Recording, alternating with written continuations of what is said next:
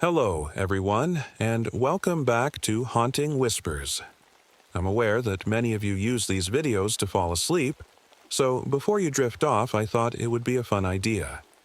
If each of you could leave a comment letting me know which part of the world you're listening from, also give a like.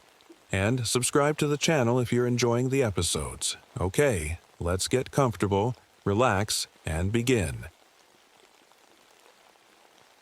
I doubt anyone is going to believe me, but I don't care. I recently just opened a convenience store I have spent over a year trying to open. Since we just opened and I only have one part-time employee right now, I pretty much work 7 nights a week. I have to take the last train every night at around 1 a.m. to get home. With this being so routine, I start to see the same people on the train every night. One man in particular I have seen every night for the last 2 weeks. He's a middle-aged man with a beer belly and always wears the same Dodgers baseball cap. These last few nights, something has changed. It started last Saturday. He came on the train and sat on the other side of the train car as normal. And I know this sounds stupid, but I swear he was a few inches taller. Not terribly noticeable, but I swear on my wife's grave, his head usually goes to just below the handlebars on the ceiling. But that night, his head was the same height as the handlebars. At first, I just shrugged it off. Maybe he was slouching before, or I just was misremembering. Monday night was when I knew something was wrong. He was at least a foot taller. He now had to duck under the handlebars just to sit down. I wish I had pictures of before and after so you knew I wasn't seeing things. I don't know how he's doing it, but he's getting taller. Day by day, night by night, inch by inch. The mere thought of this impossible scenario had been eating away at my mind like a termite. I didn't see him Tuesday night, but when I was taking my kids to the park that morning, I could have sworn I saw him at the park so tall he towered over the swing set. He had to be over 2 feet taller at that point. I tried telling my part-time employee that night, but he looked at me like I was telling him I saw an alien. I don't even blame him. Your boss you just met starts ranting to you about how a man getting taller on the train. Why would you believe him? What if it's just a different guy? He says, as if I hadn't considered that at all. On Wednesday, I spent my entire day looking up ways people could become taller. All I found were bizarre stretches and extremely sketchy surgeries. And even then, the most they could give you was a foot. And when he got on the train that night, he had to duck his head so it didn't hit the roof of the car. He had to be at least 3 feet taller now. For the next few nights, he didn't get much taller, but he did get lankier. His arms became stretched to the point of almost touching his ankles. His neck became horribly outstretched, to the point of being disgusting to just look at, with the bumps of his spinal cord showing through his skin like a hairless, starved dog. His hair became longer as well. His Dodgers cap barely able to contain the mess of long black strands loosely falling off either side of his crazed face. The worst part, however, every night, despite how monstrous he looked, he would walk on the car, sit in his same spot, and patiently wait for his stop before calmly walking off. I can't focus. How am I supposed to even rationalize this in my mind? My mom thinks I am just distraught over my wife's death, but how am I supposed to explain what is really happening? I won't go into detail about every day, but trust me, he changed every single night. Sometimes noticeably, like gaining a few inches in height, sometimes he barely changed at all. But every time something was a little bit different. All the time I spend at the store, I'm distracted. I have gone onto different train cars and he still gets on. I have even switched cars after he gets on, and he's on the other cars as well. He's in every car at the same time. I tried to explain this to my mom when she came to pick up my kids. She is worried about me. No one believes me. I don't even know if I believe me. This man has entered my life and poked and prodded at my sanity until I feel my grip on reality slipping like a bar of soap through my fingers. What's stopping him from approaching me, attacking me? Why does he just sit there? I've started a nervous shaking that stays with me all day.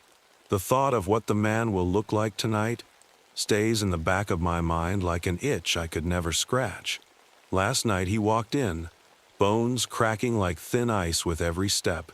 his skin so tightly pressed against his bones you could every ligament on every visible joint. The only clothing he had now was a pair ripped-up track pants and his Dodgers hat.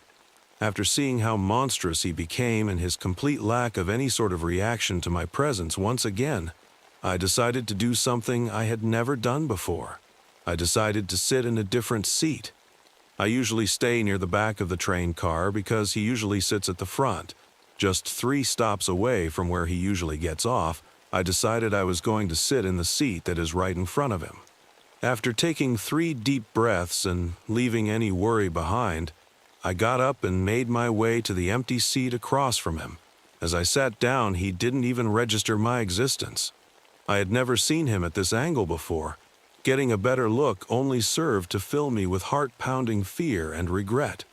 His eyes were sticking out from the sides of his head, his pupils milky white like a blind old dog.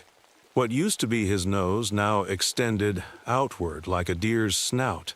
His teeth were sharp as bear teeth, and were always snarled like a threatened lion protecting their young. I sat there just staring deep into its eyes. I'm not a religious man, but looking at this haunted figure in front of me, I knew in my heart I was staring at some unholy creation that crawled from the depths of hell just to torment me with its uncanny presence. As we left the last stop before the creature's usual destination, it finally spoke. Sandy, Luke, Jonathan, Christine, Mark, Liam, Melissa, Alexander. It was saying my family's names. From my late wife and children to my mother and cousins I haven't seen in years. Unmoving, unflinching, and without so much as a twitch in the ice of its eyes, it listed name after name. My grandparents, my brother, my nieces, nephews. When it ran out of family, it even began saying the names of friends from college and old high school crushes I had. I felt my fists curl into a ball on my knees as I sat there and listened to this alien creature list off every one I could ever hold dear to me.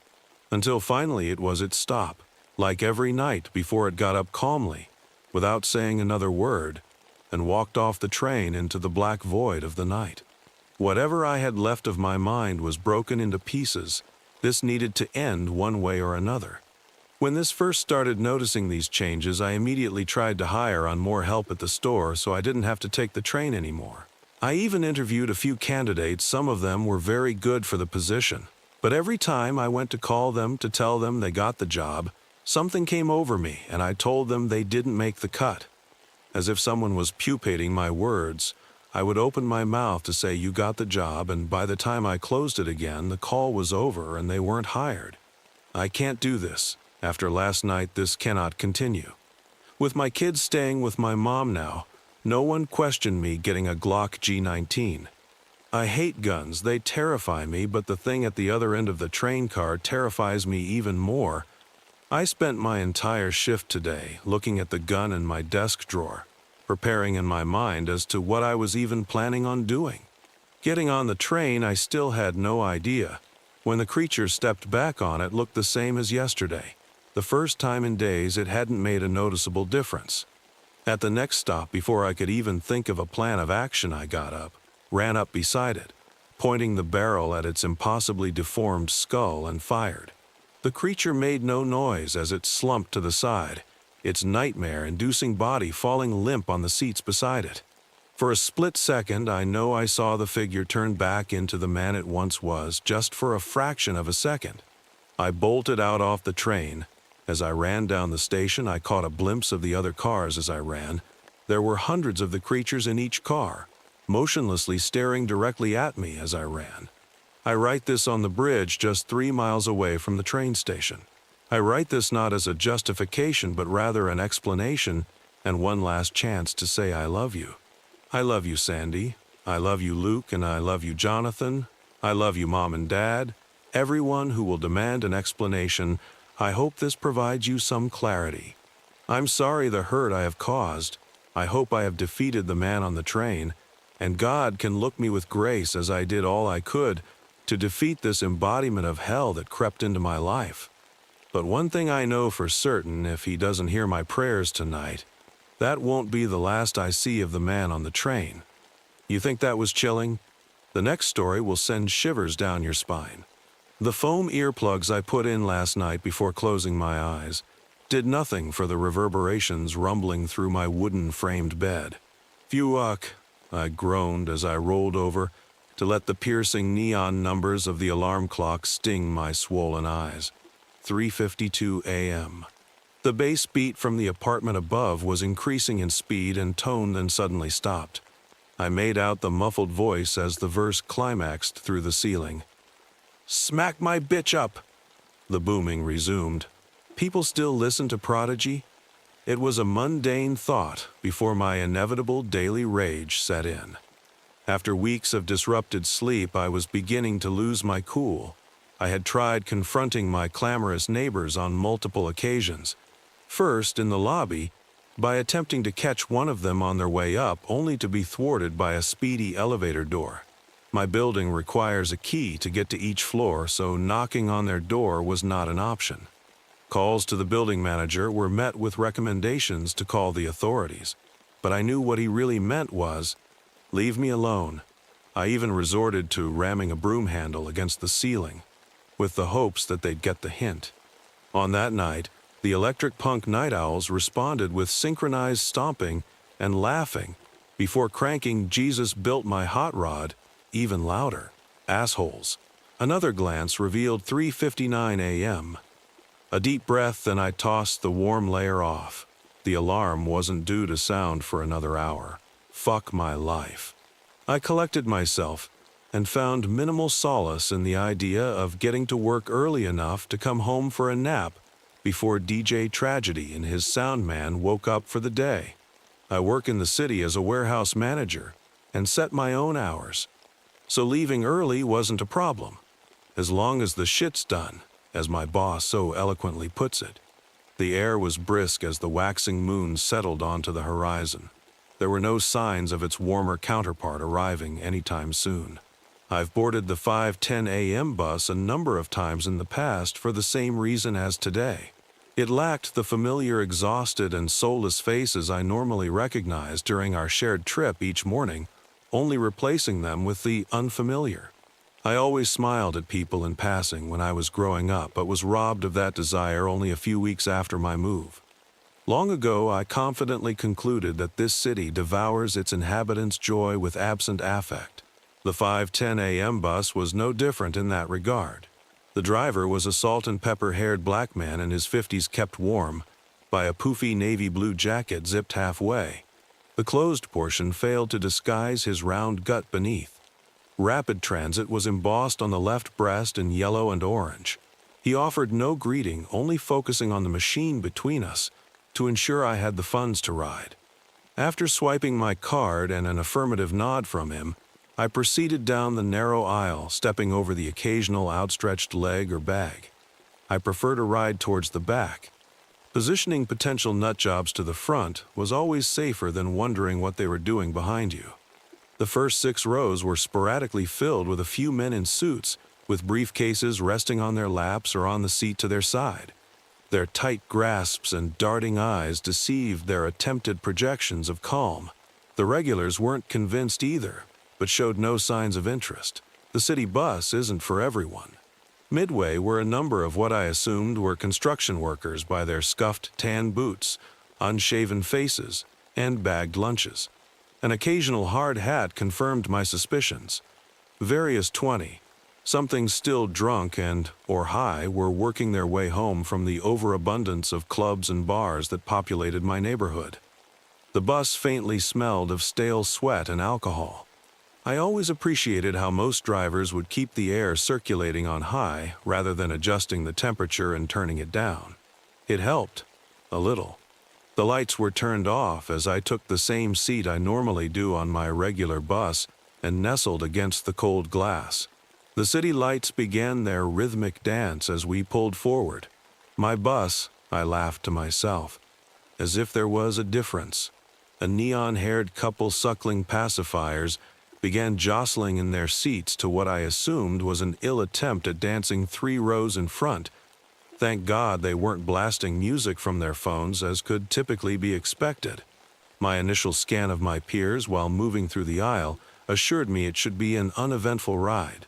The gentle sway afforded by the vehicle's airbag suspension began to lull me back to my creaky IKEA mattress. The sound violently escalated from a low, throaty tone to piercing shrill. Ooh, quickly sat up to see the woman had gained the attention of the rest of the bus. TSSSCK.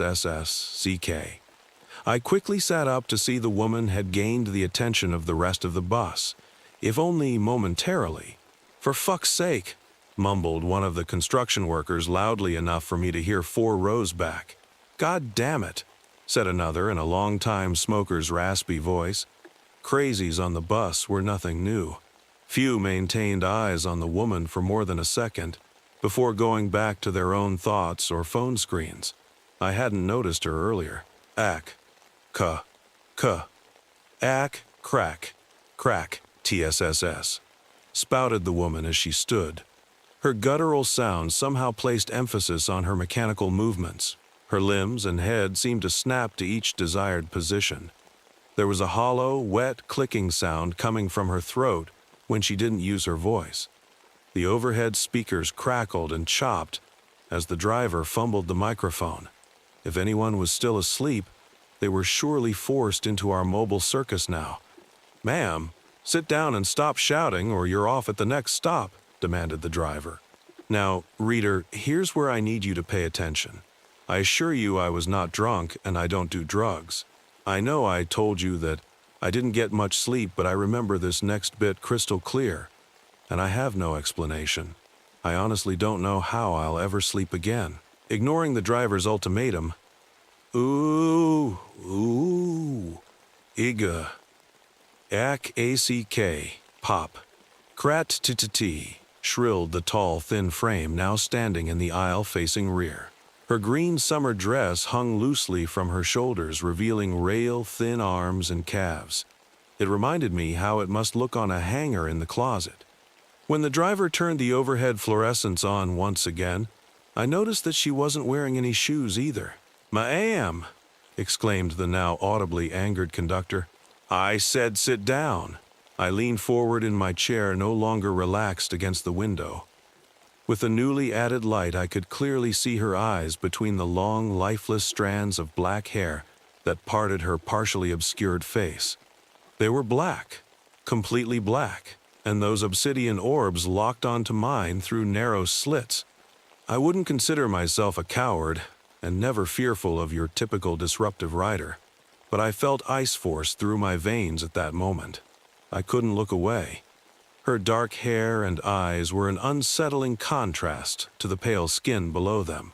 Her nose was thin, and as her hair swayed, the ice I felt inside somehow got colder. There was only smooth skin from her philtrum to bony chin. She had no lips. What in the fuck? Some sort of new trendy body modification. I didn't anticipate feeling my back press against the seat. My tense legs began to cramp from the force pushing me back. Okay, time for you to get off, I thought to myself. The next stop was a block ahead. The loudspeakers came alive again. Good damn it! Sit the fuck down. Only this time the anger coming out of them was muffled. My head felt dull, as if I had cupped my hands over my ears. From my peripheral view, I could make out the other riders beginning to adjust themselves to the commotion, but I could not move my eyes from hers. I realized I could no longer make out the hum of the bus's engine, located beyond the firewall 2 rows behind. The passengers' mouths moved and the sounds of gathered belongings should have made their way to my ears, but they did not. There were no sounds other than the choking, clacking menace somehow coming out of her. The awkward snaps and jerks from before became more deliberate as she moved toward me, mocking my earlier thoughts of safety in the rear. But she was moving toward me. She's got to be 80 pounds soaking wet. I thought to myself, get a grip. I gathered all the muster I could manage, determined to snap out of whatever this was.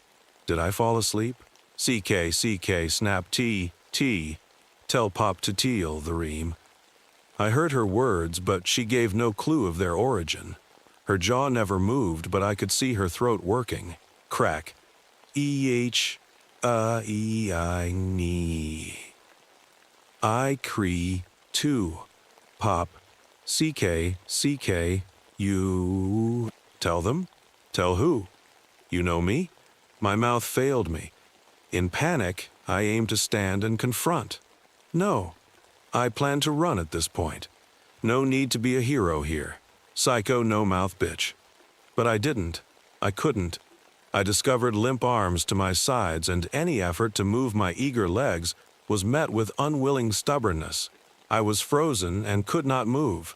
As she moved closer, I became aware of the rest of the bus moving farther from me. It's like it was somehow stretching, placing an ever-widening gap between the world and my place at the back of the bus. The other passengers were out of focus and impossibly far away now. Her ratcheting steps drew her closer. Only 2 rows separated us. The noises became louder. Odd and strange gave way to trepidation and dread. E-H, E-E-E-I. I crack. C-K, C-K. I wonder T's. T-S-S-S. Wonder snap. If you woo. Wonder if I what? Jesus Christ, lady. What the fuck is this? Fuck. Closer. I could make out her bare foot below the chair in front of me. 1 row was all that was separating us now. I wasn't even thinking about the history of my family that had led me here. I was thinking about that number again, close to 1 million. It sounded good. It sounded like freedom. Yeah, lead the way, I said, following Samuel into the house. Jonathan gave a polite wave as he turned back toward his truck. Come on inside, Samuel said as he turned toward the house again, motioning to the heavy wooden door. His voice broke the quiet. I followed him up the steps and through the wide front door, its brass doorknob worn smooth. Stepping into the entryway, I could feel the cold from the outdoors ease slightly, replaced by the faint creak of the wooden floors beneath my shoes. The first thing I noticed about the house was its age, but not in a way that felt oppressive or eerie. It felt lived in, as though it was frozen in time. The walls were adorned with pale floral wallpaper that looked faded but elegant, the pattern's intricate swirls of muted green and gold that must have been beautiful in their prime. The grand staircase curved up to the 2nd floor, the dark mahogany polished but showing signs of age. Its wood felt solid under my hand as I touched the banister. This entryway is one of the most charming parts of the house, Samuel said, looking at me as I took in my surroundings. His hands were clasped loosely in front of him, his voice even and friendly as he gestured around. When this house was built, they really took their time with craftsmanship. Look at this woodwork, staircase, banisters, the original molding around the doors. They don't make them like this anymore. I nodded and took a few steps further into the space, my eyes tracing the patterns on the floor. Oak hardwood. I can see that, I said. The living room was directly to the right of the entryway, through a wide archway. Samuel led me inside, and I could feel the size of the space. It was large, with a high ceiling, ornate plasterwork on the edges, and a massive fireplace that took up almost the entire far wall. The mantel was carved wood, with ivy-like scrolls curling into the corners. The hearth was empty now, cold and gray, but I could imagine it roaring with a fire on a winter's night. This is the original fireplace, here since day one. You'll need to make sure it's cleaned up, but it has good bones. Nothing that needs replacing unless you want to upgrade things. I took in the space. The wide bay windows let in just enough natural light to highlight the faint dust floating in the air. I could almost hear old voices from the past. Laughter, footsteps, the faint clink of teacups. Samuel seemed to catch me staring. It's got a lot of potential, the kind of charm buyers look for. He started moving toward the hallway leading deeper into the house, and I followed. As we walked through the corridor, the sound of our shoes on the floorboards felt almost intrusive, breaking the stillness of the air. The hallway was narrow, lined with doors on either side. Most of the rooms had wooden frames around their entryways, with faded floral patterns matching the wallpaper in the foyer. This house has 6 bedrooms, Samuel said, pausing as he gestured to a door on the right. And a formal dining room, a parlor, and a butler's pantry off the kitchen. The roof was redone about 30 years ago, so it's solid and in good condition. Most of the upkeep has been maintenance here and there, like addressing cracks in the plaster, ensuring the old piping works well. We stepped into one of the rooms, which was bright even with the overcast sky outside. The walls were pale blue with white trim, and there was a single large window letting in light. The bed frame was gone, but the size of the space was impressive. High ceilings, wooden floors, and a small wardrobe sitting against one wall. It doesn't look like much now, but this will be ideal for staging or showing, Samuel added, looking around the space. These rooms will shine with just a fresh coat of paint and a little attention. You can decide on how much you want to invest in repairs. Honestly, I think you'll find that the charm of the house and its history will speak for themselves to buyers with minimal upgrades. I glanced back at him, taking the space in again. What about the yard? The bushes out front and the overgrowth? It looks like it's been a while since anyone worked on the landscaping. Samuel nodded in agreement. Yes, we should focus on the outside. It won't be anything you can't handle with a little time.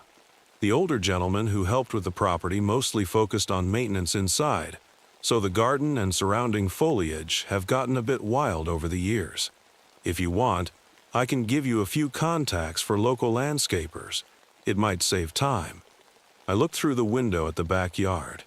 The yard stretched back into a forest of trees, old pines and maples. It looked like an untouched wilderness, which would only add to the appeal for the right buyer, but still felt like it would need attention. It's fine, I'll take care of it myself, I said, knowing I couldn't afford landscapers. It was clear this was going to be a lot of work, but nothing that seemed insurmountable. Not yet, anyway. Anything else I should know before diving into this? Samuel offered a thin smile and gestured toward the front windows as he leaned his hands on the wall. Nothing major. The house is solid overall, but the age will always bring its quirks, old pipes, old wiring. But you'll see all of that as you get started. The real key is cleaning up the place without losing the original character. That's what buyers are looking for. I took a deep breath, looking back at the large living room and its worn yet graceful design. All right, I said, taking another look at the hallway. Well, let me get started. Samuel gave another easy, confident smile and led the way as he showed me the rest of the home. After Samuel wrapped up the tour, his parting words were brief and professional. If you need anything, just give me a call. I look forward to working with you. He gave me a firm handshake by the door and departed, leaving me alone with the house. I stood in the quiet entryway for a moment, staring at the door as it clicked shut behind him. The house felt much larger and quieter now that I was alone. I shook it off, grabbed my duffel bag from the couch, and made my way into the living room. I set up a fire in the large stone fireplace with a few logs I'd found in the yard. I ordered some takeout from a local Chinese place and sat cross-legged on the living room floor with my carton of sesame chicken. After dinner, I laid out my sleeping bag near the fire. I wasn't planning to waste money on hotels or anything while I was here, so it made sense to just sleep in the living room for now. It was warm, cozy enough. The first night passed without incident. I slept deeply by the fire, the warmth keeping the cold air outside at bay. My mind was thinking about money and the tasks I needed to complete as I drifted off, and I didn't stir until the first light of morning shined through the windows. I woke to the sound of birds in the trees and a thin streak of sunlight cutting through the curtains. I could feel the soreness in my throat from a night sleeping in dusty air next to a fire, but I forced myself up and stretched. Today would be the first real day of getting to know the property, of starting the hopefully short road to cleaning and preparing it for sale. I grabbed my coat, a pair of gloves, and my work boots from the front hall, then made my way out the front door into the chill of the morning. The first few hours of yard work felt productive, if not exhausting. Around noon, I decided I needed a break. My hands were raw, my arms sore, and the cold wind felt like it went right through my coat. I leaned my rake against an old oak tree in the front yard and stood for a moment, staring at the house. I wiped my nose with my sleeve and decided that it would be good to poke around a little more inside. I had some time to kill, and the house had plenty more to see. I wandered through the house slowly, this time on my own without Samuel as a guide. I let my curiosity lead me. The rooms felt different when you explored them without purpose. It was fun exploring the place, and I was hoping maybe I'd find a secret room or something interesting. I started opening doors one by one, rooms filled with antiques, covered furniture, and other knickknacks. Upstairs, toward the back of the house, I found another room. It wasn't locked, but there was a resistance when I turned the handle, as though the door had been forgotten or avoided for a long time. I hesitated for just a moment, then pushed it open. The room was dim, the light barely reaching it through a small window. There were trunks, old ones, wooden and worn, and a writing desk by the window. I could see scraps of paper scattered on the desk, some of them half buried beneath dust and age. The smell hit me first, a faint mustiness. I walked over to the desk and began to examine the papers, brushing the dust off the top. What I found made my breath catch. It was a journal. The leather cover was aged and worn, and the pages were filled with elegant handwriting in a style that was old, deliberate, and beautiful. It was difficult at first to read. I wasn't even thinking about the history of my family that had led me here. I was thinking about that number again, close to 1,000,000. It sounded good. It sounded like freedom. "Yeah, lead the way," I said, following Samuel into the house. Jonathan gave a polite wave as he turned back toward his truck. "Come on inside," Samuel said as he turned toward the house again, motioning to the heavy wooden door. His voice broke the quiet. I followed him up the steps and through the wide front door, its brass doorknob worn smooth. Stepping into the entryway, I could feel the cold from the outdoors ease slightly, replaced by the faint creak of the wooden floors beneath my shoes. The first thing I noticed about the house was its age, but not in a way that felt oppressive or eerie. It felt lived in, as though it was frozen in time. The walls were adorned with pale floral wallpaper that looked faded but elegant, the patterns intricate swirls of muted green and gold that must have been beautiful in their prime. The grand staircase curved up to the second floor, the dark mahogany polished but showing signs of age. Its wood felt solid under my hand as I touched the banister. "This entryway is one of the most charming parts of the house," Samuel said, looking at me as I took in my surroundings. His hands were clasped loosely in front of him, his voice even and friendly as he gestured around. When this house was built, they really took their time with craftsmanship. Look at this woodwork, staircase, banisters, the original molding around the doors. They don't make them like this anymore.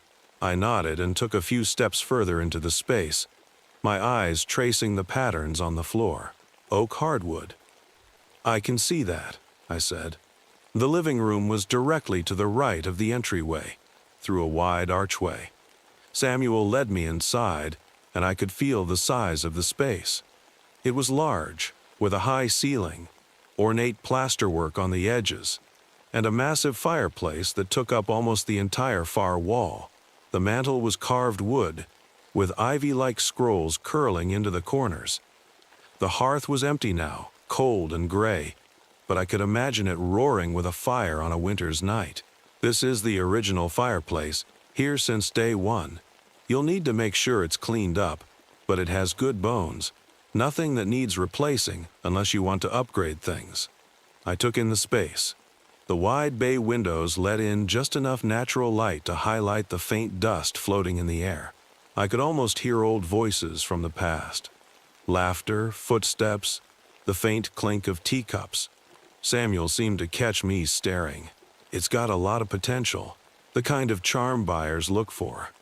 He started moving toward the hallway leading deeper into the house, and I followed. As we walked through the corridor, the sound of our shoes on the floorboards felt almost intrusive, breaking the stillness of the air. The hallway was narrow, lined with doors on either side. Most of the rooms had wooden frames around their entryways, with faded floral patterns matching the wallpaper in the foyer. "This house has 6 bedrooms," Samuel said, pausing as he gestured to a door on the right, "and a formal dining room, a parlor, and a butler's pantry off the kitchen. The roof was redone about 30 years ago, so it's solid and in good condition. Most of the upkeep has been maintenance here and there, like addressing cracks in the plaster, ensuring the old piping works well." We stepped into one of the rooms, which was bright even with the overcast sky outside. The walls were pale blue with white trim, and there was a single large window letting in light. The bed frame was gone, but the size of the space was impressive. High ceilings, wooden floors, and a small wardrobe sitting against one wall. "It doesn't look like much now, but this will be ideal for staging or showing," Samuel added, looking around the space. "These rooms will shine with just a fresh coat of paint and a little attention. You can decide on how much you want to invest in repairs. Honestly, I think you'll find that the charm of the house and its history will speak for themselves to buyers with minimal upgrades." I glanced back at him, taking the space in again. "What about the yard? The bushes out front and the overgrowth? It looks like it's been a while since anyone worked on the landscaping." Samuel nodded in agreement. "Yes, we should focus on the outside. It won't be anything you can't handle with a little time." The older gentleman who helped with the property mostly focused on maintenance inside, so the garden and surrounding foliage have gotten a bit wild over the years. If you want, I can give you a few contacts for local landscapers. It might save time. I looked through the window at the backyard. The yard stretched back into a forest of trees, old pines and maples. It looked like an untouched wilderness, which would only add to the appeal for the right buyer, but still felt like it would need attention. "It's fine, I'll take care of it myself," I said, knowing I couldn't afford landscapers. It was clear this was going to be a lot of work, but nothing that seemed insurmountable. Not yet, anyway. "Anything else I should know before diving into this?" Samuel offered a thin smile and gestured toward the front windows, as he leaned his hands on the wall. "Nothing major. The house is solid overall, but the age will always bring its quirks, old pipes, old wiring. But you'll see all of that as you get started. The real key is cleaning up the place without losing the original character. That's what buyers are looking for."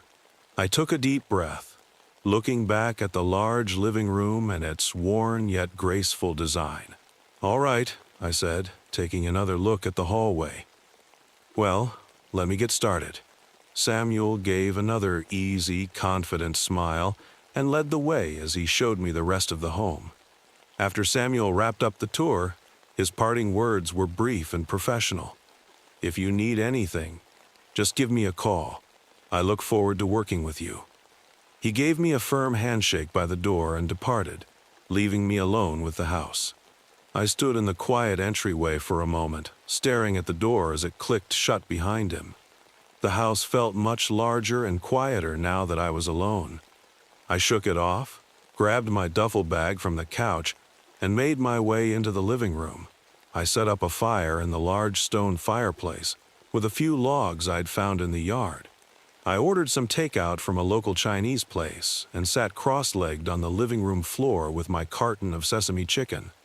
After dinner, I laid out my sleeping bag near the fire.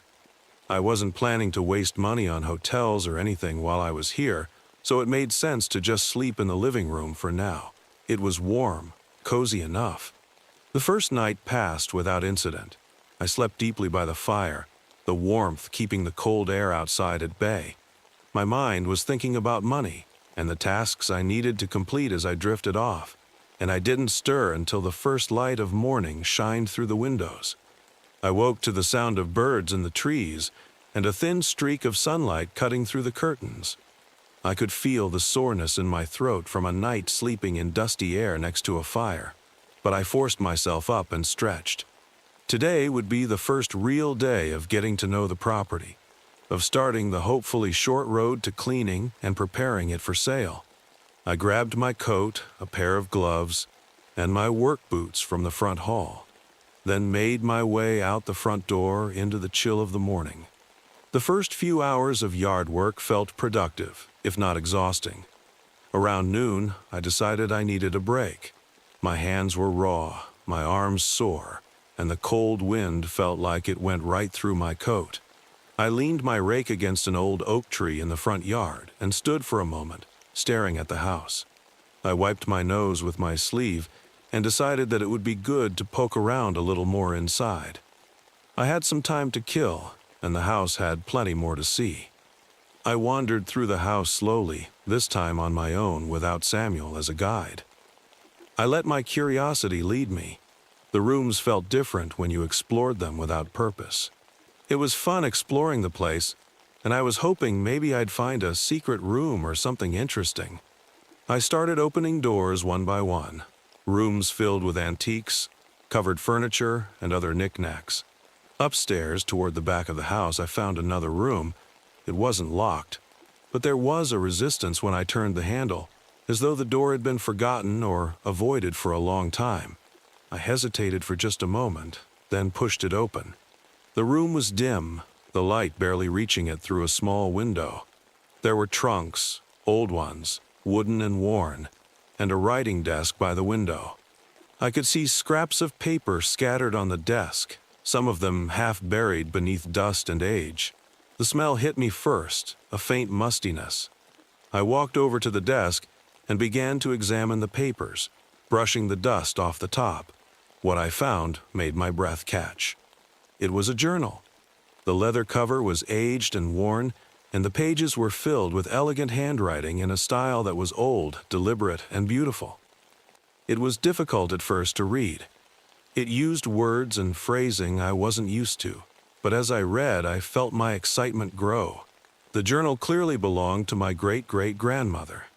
Excited, I took the journal back downstairs with me, setting it on my sleeping bag with plans to read it in the evening once I was done with my yard work. I finished up my work outside, feeling sore but accomplished. I ordered dinner from a local pizza place, eager to sit by the fire, warm and quiet, and read the journal I had found earlier. After setting up my food and lighting a fresh fire, I sat on my sleeping bag and picked up the journal. I flipped it open to the first page and began to read. The first passages felt simple enough. Descriptions of daily life, observations of neighbors, the excitement and trepidation of starting fresh. She wrote about life in England, the decision to leave it all behind, and the first time she laid eyes on the house. The dialect was a little tough to follow at first, but I got the hang of it.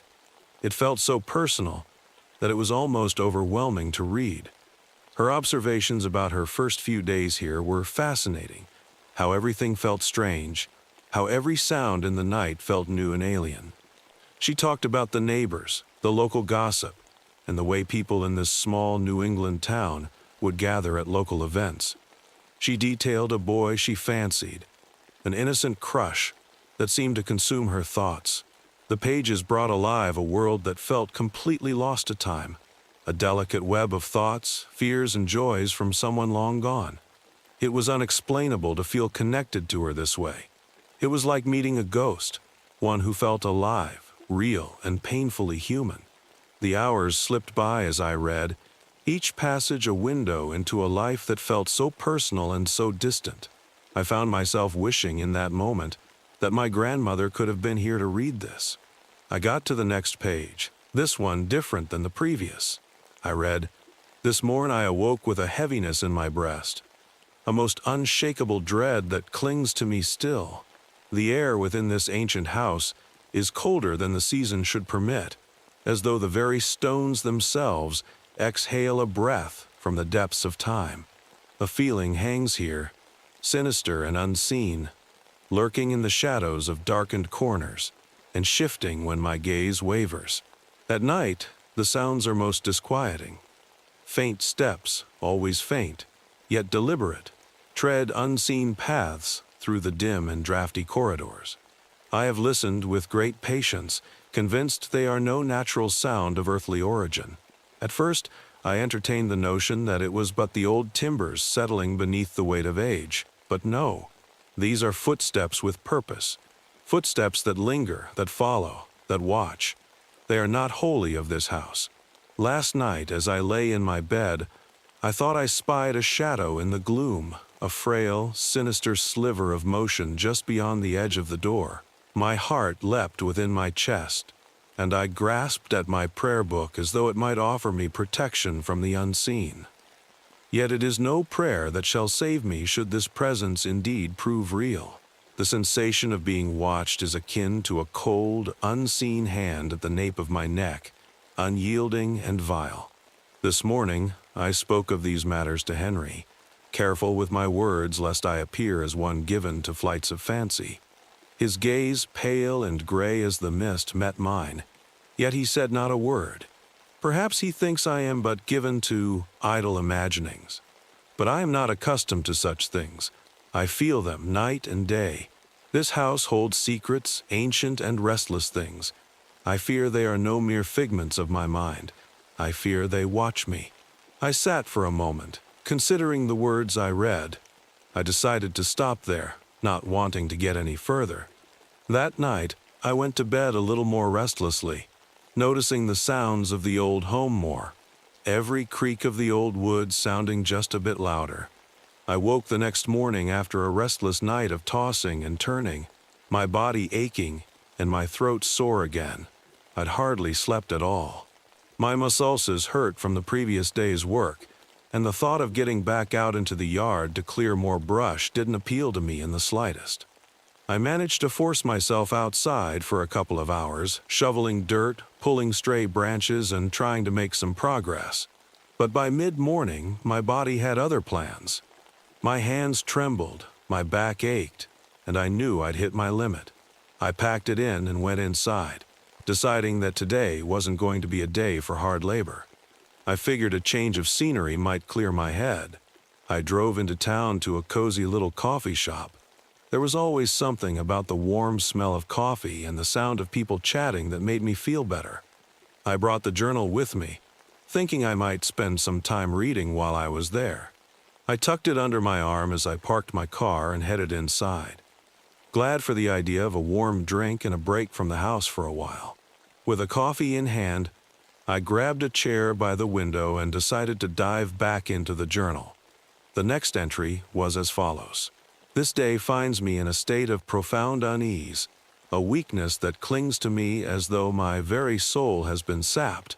I wake each morn with the sun, yet there is no vigor in my limbs, no strength in my bones.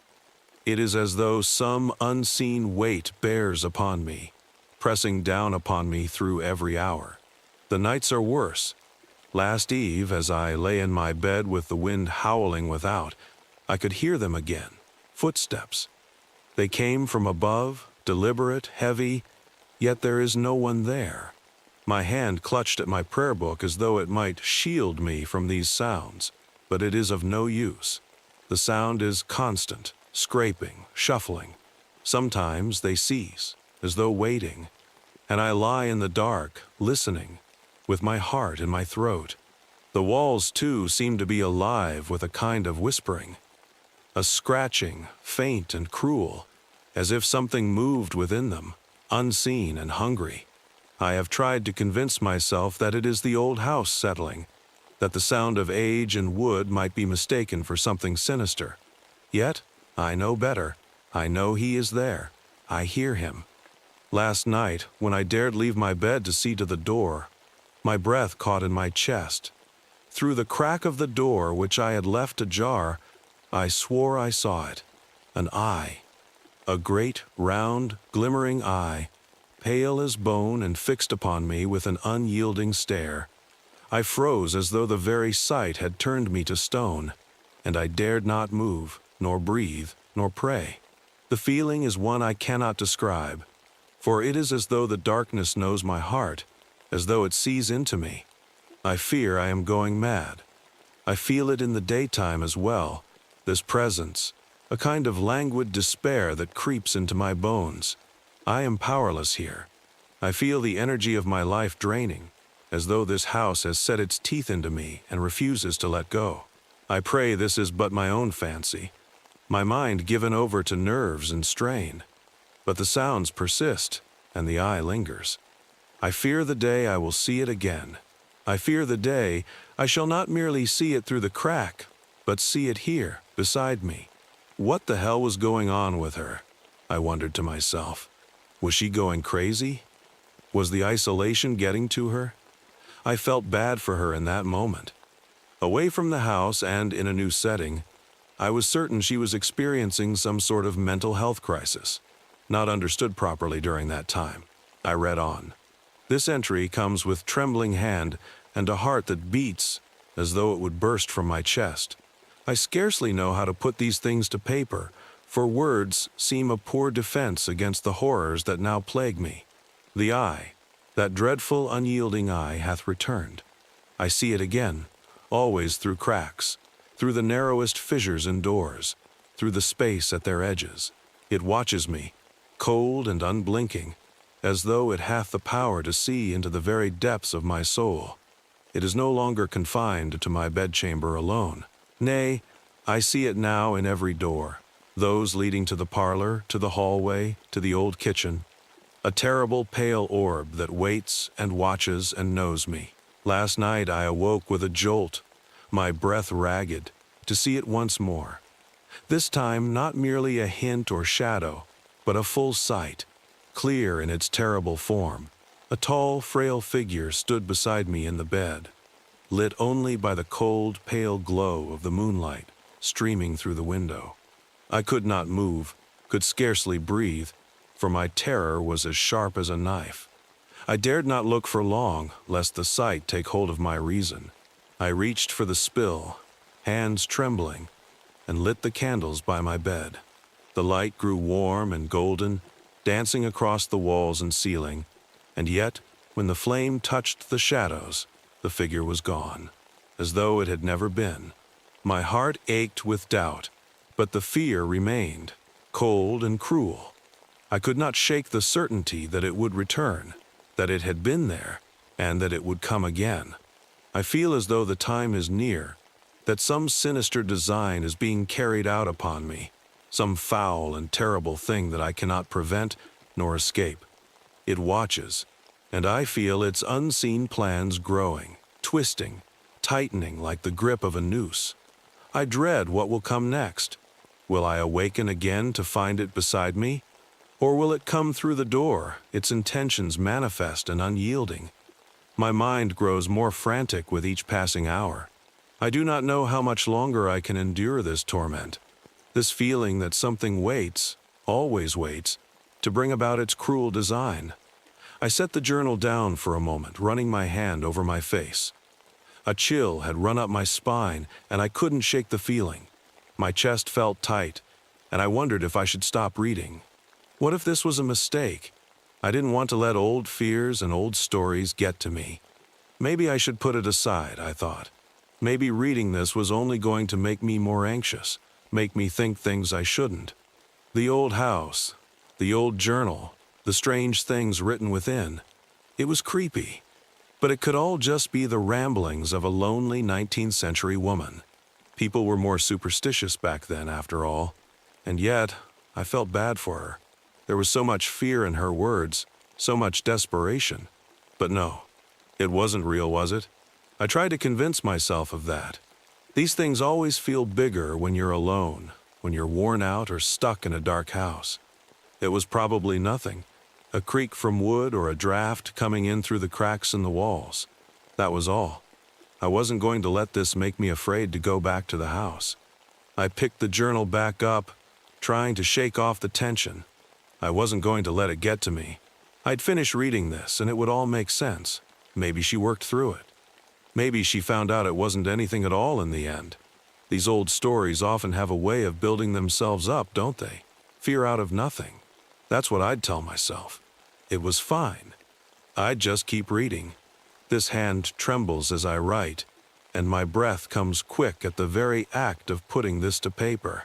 I can scarce hold my quill pen, my fingers so weak and cold, for I know this shall be my last. My soul feels as though it hangs by but a single thread, stretched taut with every passing moment. I awoke again in the dead of night, as though from some restless dream. My heart leapt in my chest at the sight of it. A figure standing at the foot of my bed, as real as the shadows themselves. It watched me, cold and pale, a horrible, unyielding stare. I could not move, nor cry out. I could scarcely breathe. The eyes, those dreadful pale eyes, followed me, and they were everywhere. Not merely in my bedchamber, nay. It lingered in every darkened corner, through every crack and shadow, in the spaces between doors and walls. It watches me as I went about my duties in the house.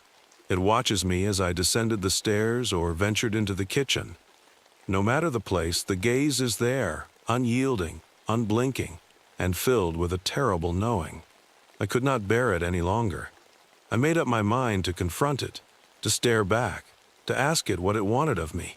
Perhaps I could command it away, or find some understanding, some explanation to silence this torment. I rose from my bed, trembling, and took a step toward the door. My hand grasped the handle, my heart pounding with a kind of fury I cannot explain. I pushed the door open, my breath hitching, and there, from the dark, came a hand. It was black as pitch, thin and claw-like, and it reached from behind the door with a slow, creeping motion, like the very hand of death. I could see it through the faint glow of moonlight, gnarled and terrible, grasping toward me. My breath came out in a strangled cry, and I turned and fled. I ran, felt as though I was pursued by all the devils of hell down the narrow hallway. My legs weak beneath me. My voice was lost, and my body moved of its own volition as I sought the only refuge I could find. I hurled open the door and locked it behind me, my hands shaking as I drew the bolt. I sit here now at this very desk as I record what I fear are my final thoughts. The sound persists. The doorknob is moving, rattling against the lock, and I can hear the groan of it as though it is alive. It seeks entry. Perhaps it shall come for me at last. Perhaps my words will be the last act of defiance, the last testament to my fear, my frailty, my hope.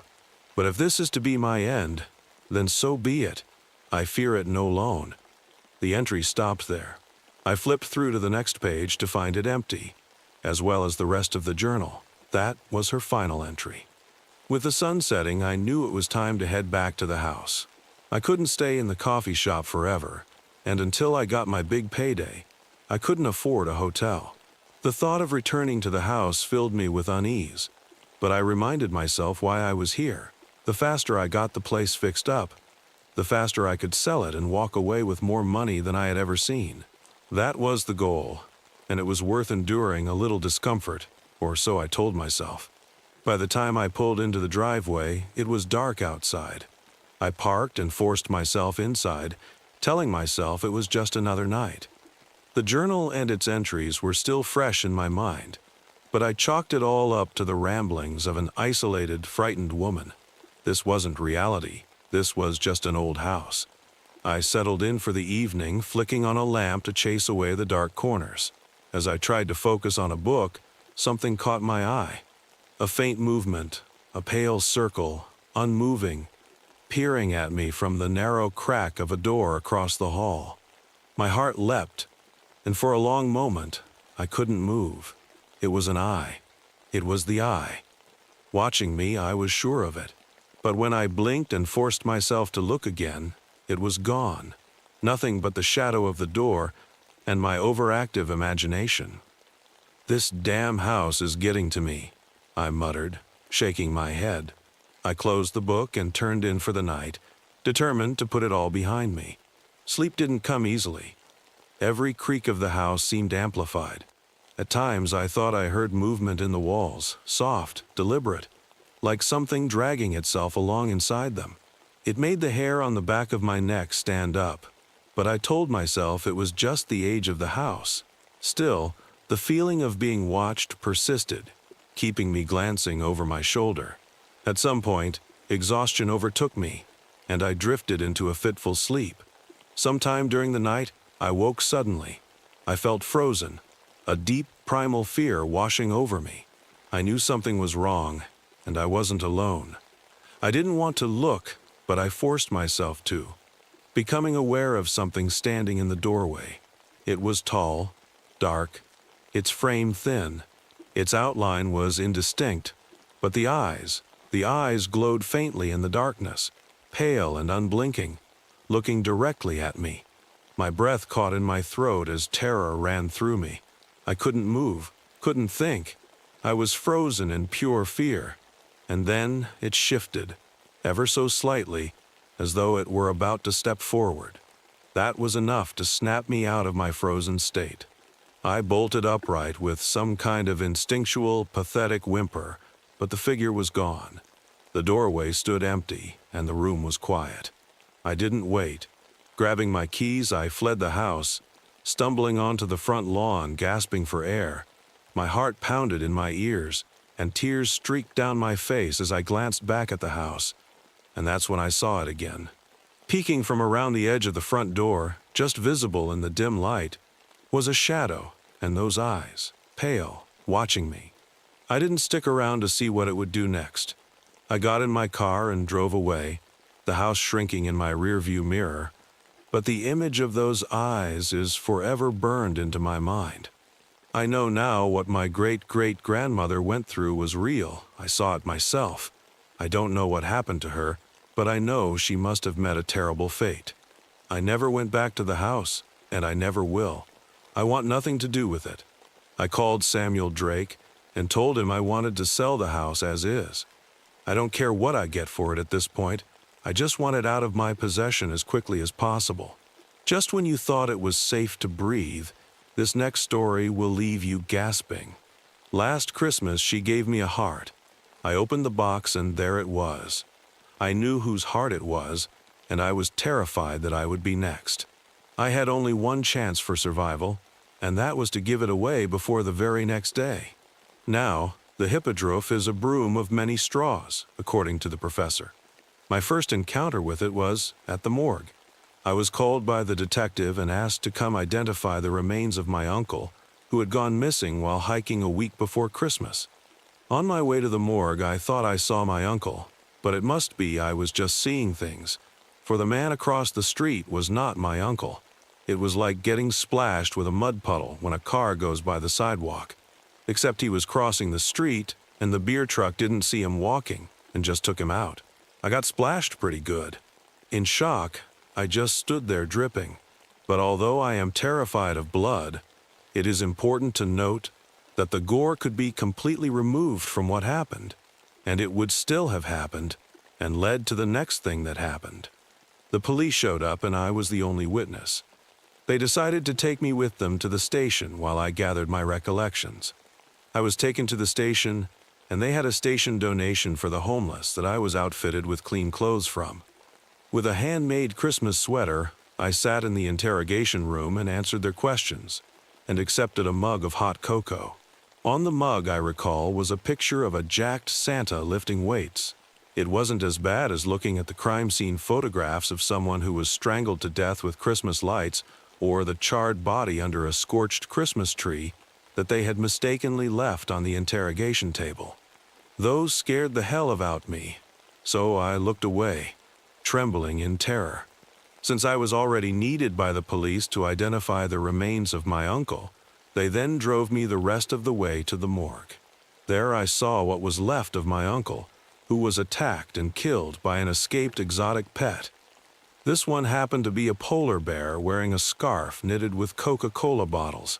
Trackers had hunted the beast down and used tranquilizers to sedate it, and then they took it and returned it to its owner. Since the owner is so rich that they will face no charges and have their property returned. That's the law, I suppose. Never mind the grisly remains, for I would not mention any sort of gore, since although I am personally terrified of blood, it could be removed from my statement completely, and my story would still be terrifying. What is terrifying beyond the horrific mutilation and claw marks on his body is the object he grasped.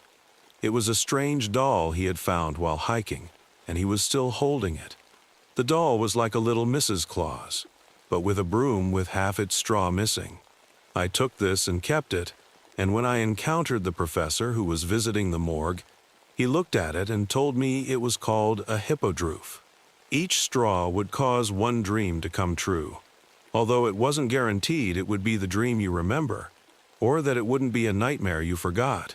It would then be delivered, gift-wrapped, by Santa. He then explained the rest of the legend. Anyone receiving a gift from this version of Mrs. Claus must give it to someone else before 9 a.m. on Boxing Day, or whatever was in the box, whether it was a fruitcake or a severed hand, would then be removed from their own body by New Year's Eve. Those are the rules, I suppose, although there was a lot more to it. I just wasn't paying attention.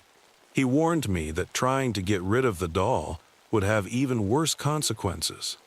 The only option, now that I had inherited it, was to take a straw from the broom of the hippogriff and clutch it while falling asleep waiting for Santa. I went home, took a shower, and tried to forget the awful day I had just had. I took some magnesium gummies, ate some weed candy, and drank some blackberry-flavored sleepy time tea with all that warm milk swirling around in it to try to get some sleep. I slept all right, but had very disturbed dreams.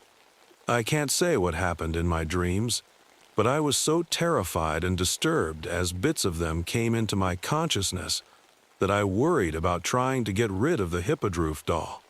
I went back to the morgue, looking for the professor, and found two morticians arguing about something. One of them said, "You literally cannot say hot frosty at the morgue. There's got to be some kind of law against it. This is your last warning." I looked it up on Urban Dictionary, and it is gross misconduct to even mention it. "Excuse me," I interrupted. They both looked at me with red-rimmed eyes, scraggly unwashed hair, and weird pasty lips. I shuddered, although their appearance wasn't frightening or disturbing because how someone looks can never be called scary. That's just rude. No, I shuddered because I had forgot to wear my new old hand-knitted Christmas sweater, and the morgue was quite chilly. They just stood perfectly still and stared at me without blinking. "I am looking for the professor. He was here yesterday." "He?" one of them asked. "Well, yes. He actually mentioned he prefers he as a pronoun," I said. They conversed with each other in whispers before they responded in unison. "You must have seen a ghost," which I decided was the case, since the professor had suddenly vanished as quickly as he had appeared. While it might seem that this was a wholesome and friendly ghost, it wasn't, because the ghost had warned me and therefore cursed me with the knowledge of the hippogriff doll. If I'd never known, I'd probably have discarded it and dealt with some less horrifying consequences. As it was, it seemed the only way out was to go through with the ordeal. I bitterly left, knowing that not knowing would be safer, but now I knew, and that meant the hippogriff doll knew, and I knew that it knew that I knew, so I was screwed. He's not talking about Jordan Peterson. That professor is still alive. This one was a ghost, you moron, I heard them saying to each other as I made my bitter egress. It seemed totally unfair that my horrifying Christmas ordeal involved some kind of convoluted nightmare-turned-reality, while most jerks like myself just deal with an elf on the shelf, which is actually a licensed character and intellectual property used in children's books and cartoons, as well as something plagiarized and truly creepy. I don't know how someone could get away with telling their Christmas horror story while ripping that one off, while I get stuck with the real jazz. This thought made me realize I needed to consult the experts online, so I went on Reddit and eventually found my way to No Sleep, a subreddit where about 15% of the stories were about Elf on the Shelf and other well-known Christmas creepiness. Unfortunately, there was nothing at all about the hippogriff doll, an actual real nightmare I was going to be dealing with in real life. My efforts to join a secret society of horror writers failed when I realized they were all either narcissistic or idiotic. None of these jerks could help me, so I was well and truly kissed under the mistletoe. And by that I mean I was probably going to die a horrifying death by evisceration sometime between Boxing Day and New Year's Day. I fell asleep munching on a carrot the half-chewed bits just falling out of my mouth while I clutched it in one hand and the straw from the broom in the other. It was Christmas Eve, and I tried to stay awake and wait for Santa. I dreamed about eating the carrot until my middle finger was in my mouth. I then bit into that, as my hand had gone numb from the cold, frigid weather, and found it took about as much effort to bite through my own finger as it did to crunch the carrot. I don't recall dreaming about my heart getting ripped out of my chest, but I must have. I then decided who I would give my heart to for Christmas in order to lift the curse. I rewrapped and re-gifted it, terrified and trembling the whole while. Not because there was scary gore implying I would die horribly and I'm also afraid of blood, but because the whole situation was scary, even without the blood. I took the present to the morgue and gave it to the morticians. They were actually pretty thrilled, which is very creepy and disturbing when you think about it. I left it with them and wished them Merry Christmas. I was glad I was no longer a proverbial dead man as I coolly walked away, keeping it frosty and chill. They said, together, "Happy holidays, Frosty. What you've heard so far is nothing compared to the horror of what's next." My daughter had talked about the haunted forest in Fall River for weeks, telling me how much she wanted to investigate the area. I didn't pay her much heed. She was at that age when being in a cemetery was creepy fun, and playing with a Ouija board seemed harmless party entertainment. Halloween was about scaring the crap out of yourself, and the paranormal was something that needed to be explored with wild, feckless abandon, regardless of any potential danger. After weeks of discussion, she informed me she was going there by herself the following weekend. Curiosity got the best of me, and I did a little internet research. Being her father, I wanted to see how deep was the water my fearless daughter was wading. After a half hour of research, I learned about UFO sightings, witchcraft, human sacrifice, poltergeists, and supernatural creatures called pukwudgies. The area was 5,000 acres of literal haunted forest, a part of the Massachusetts Dark Bridgewater Triangle. Part of me chuckled and snorted over the internet hype, but the paternal instinct inside said I needed to be there with my daughter just in case. That weekend, armed with MapQuest directions and a false sense of security, we began our journey. We parked in the large parking lot, the only car there. I read an inscription on a large statue that detailed some of the more colorful events of the forest's rich, dark history. We both had cameras, my daughter hoping to catch a paranormal specter, me hoping to catch some decent wildlife pictures. Before we headed into the main trail by a large yellow gate, I set my cell phone's compass and GPS navigator. My daughter had already headed toward the trailhead, forcing me into a jog to catch up. I slipped the phone in my jeans pocket as we proceeded down a large, clear trail. "This doesn't seem so scary," my daughter snorted clearly, not impressed. "Don't believe all the hype," I replied, feeling slightly uneasy. The trail took a hard turn and stopped. A wall of woodlands lay before us. To our right, a thin path led into a thick pine grove. "This way," I motioned, my daughter taking the lead. I paused for a moment, deciding to set a GPS marker on my phone. I slipped the phone out and discovered there was no signal here. GPS and my compass app were useless. My daughter checked her cell phone with the same uncomfortable observation. "We stick to the main trails." My daughter nodded as we moved with a bit less carefree abandon. The thin trail spilled into a path 1.5 feet wide, covered with half-buried stones and pine root. I walked over to a deadfall and dragged it 15 or so feet, laying it halfway on the path so we wouldn't miss the connection on our way back. I dragged the heel of my boot, creating a 15-foot arrow on the trail leading to the tree fall. There was no way we could miss either mark. My daughter mocked my paranoia as we headed down the path deeper into the forest. We talked in quiet whispers for several minutes. My daughter constantly looked through her camera lens, testing the light for pictures. Something was wrong. I couldn't put the feeling into words. The back of my head tingled as the realization struck me. Where were the birds? It was a warm, early autumn day. The trees should be full of activity. Where were the squirrels and chipmunks? The woods were rich with white oaks. The sound of calling chipmunks prevalent in every forest was missing. The birds were missing, and the annoying buzz of horseflies and gnats didn't exist here. I walked off the path and turned over a large rock. Nothing. No worms, centipedes, or any other type of insect scurried away. This forest was barren, save for the vegetation. We stood, alarmed, in the eerie silence. What do we do? There was a slight warble in my daughter's voice. That first hint of panic. We can turn around, I suggested. We've barely been here a half hour.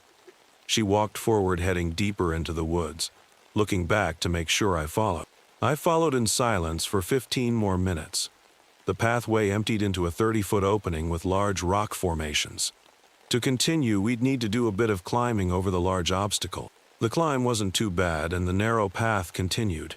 We walked in silence through a swamp area littered with dead trees. I stopped, my eyes locked on the pond and the lily pad.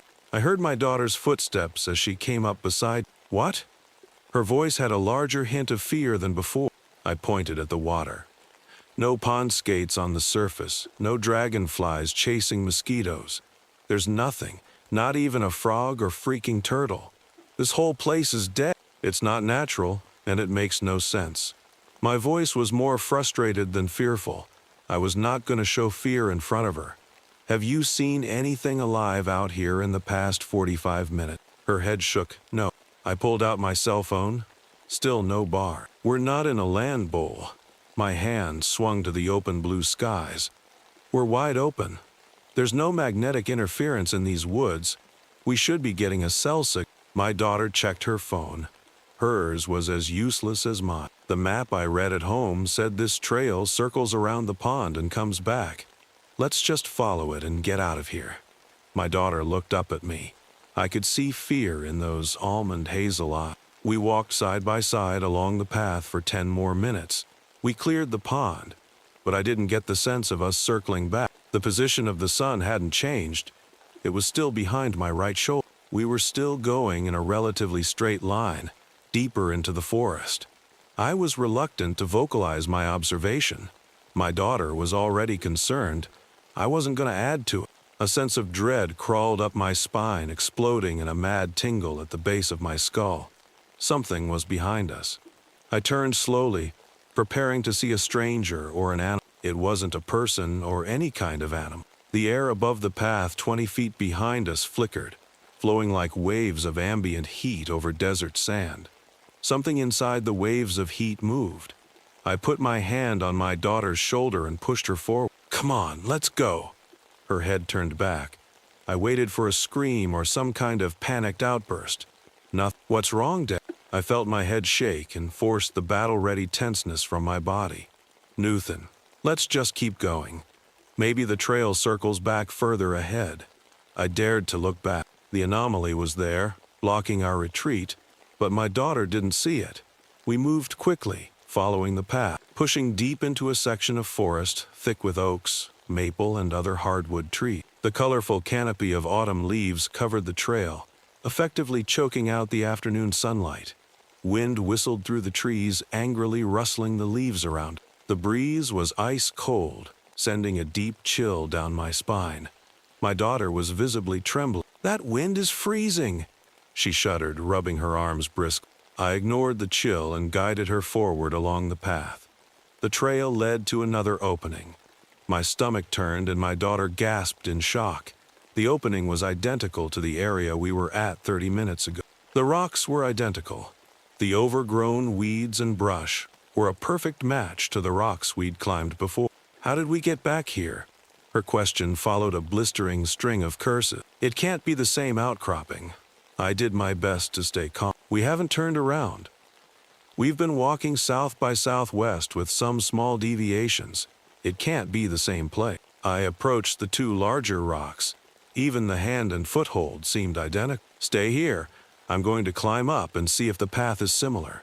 2 quick pulls and I was over the rock and staring into another distortion. Only this one was larger, easily a dozen feet wide, covering a large portion of the clearing and blocking the path beyond. The air shimmered like heat waves, rising off hot sands or summer pavement. I was close enough to feel any radiant heat, but there was none. Fear, naked, primal, and unfiltered, savaged my body. I stood, eyes locked on the hypnotic distortion, straining my eyes to unsee the illusion nature placed before. Within the ripples something moved.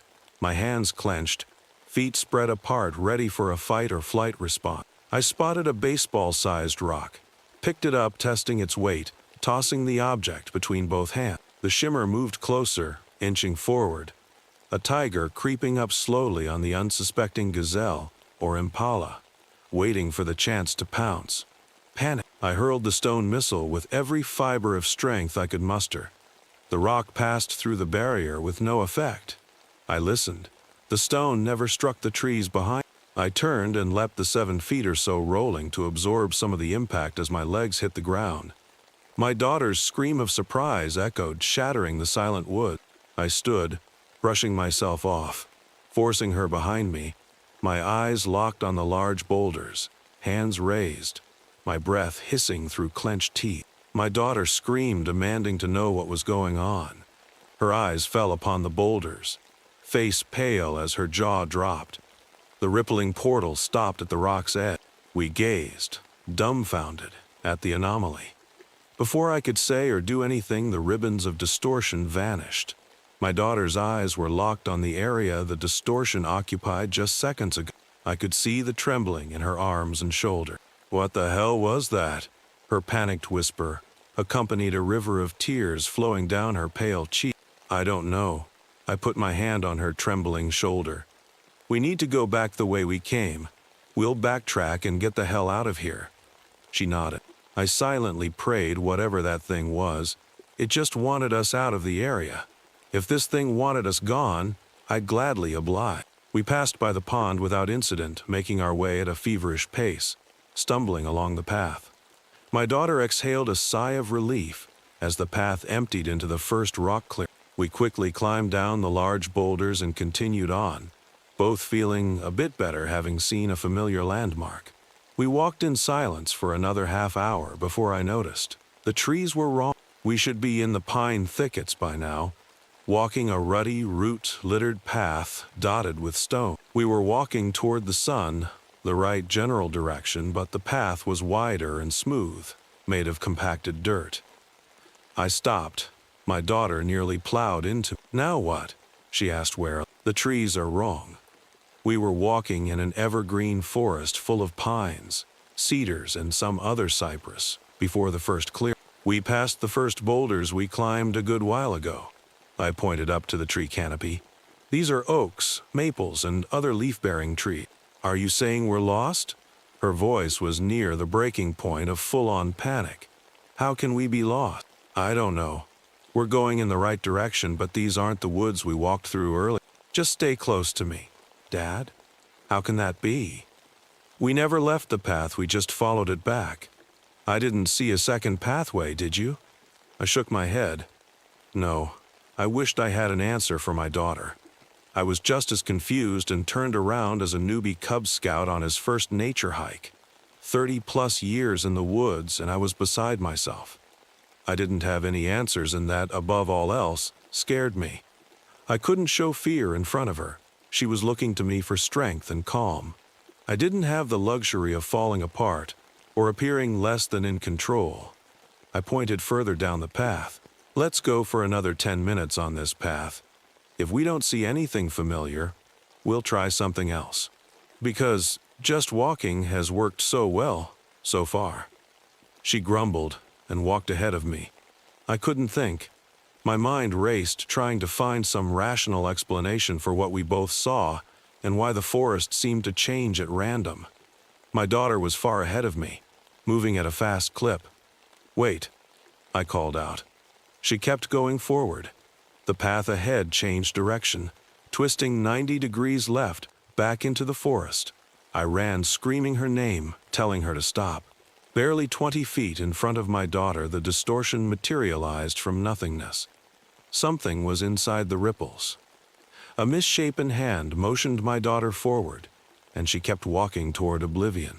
I screamed her name again, desperately grabbing her shoulder, barely 6 feet from the phenomenon. A mad cackle of frustration, shattered the woodland silence.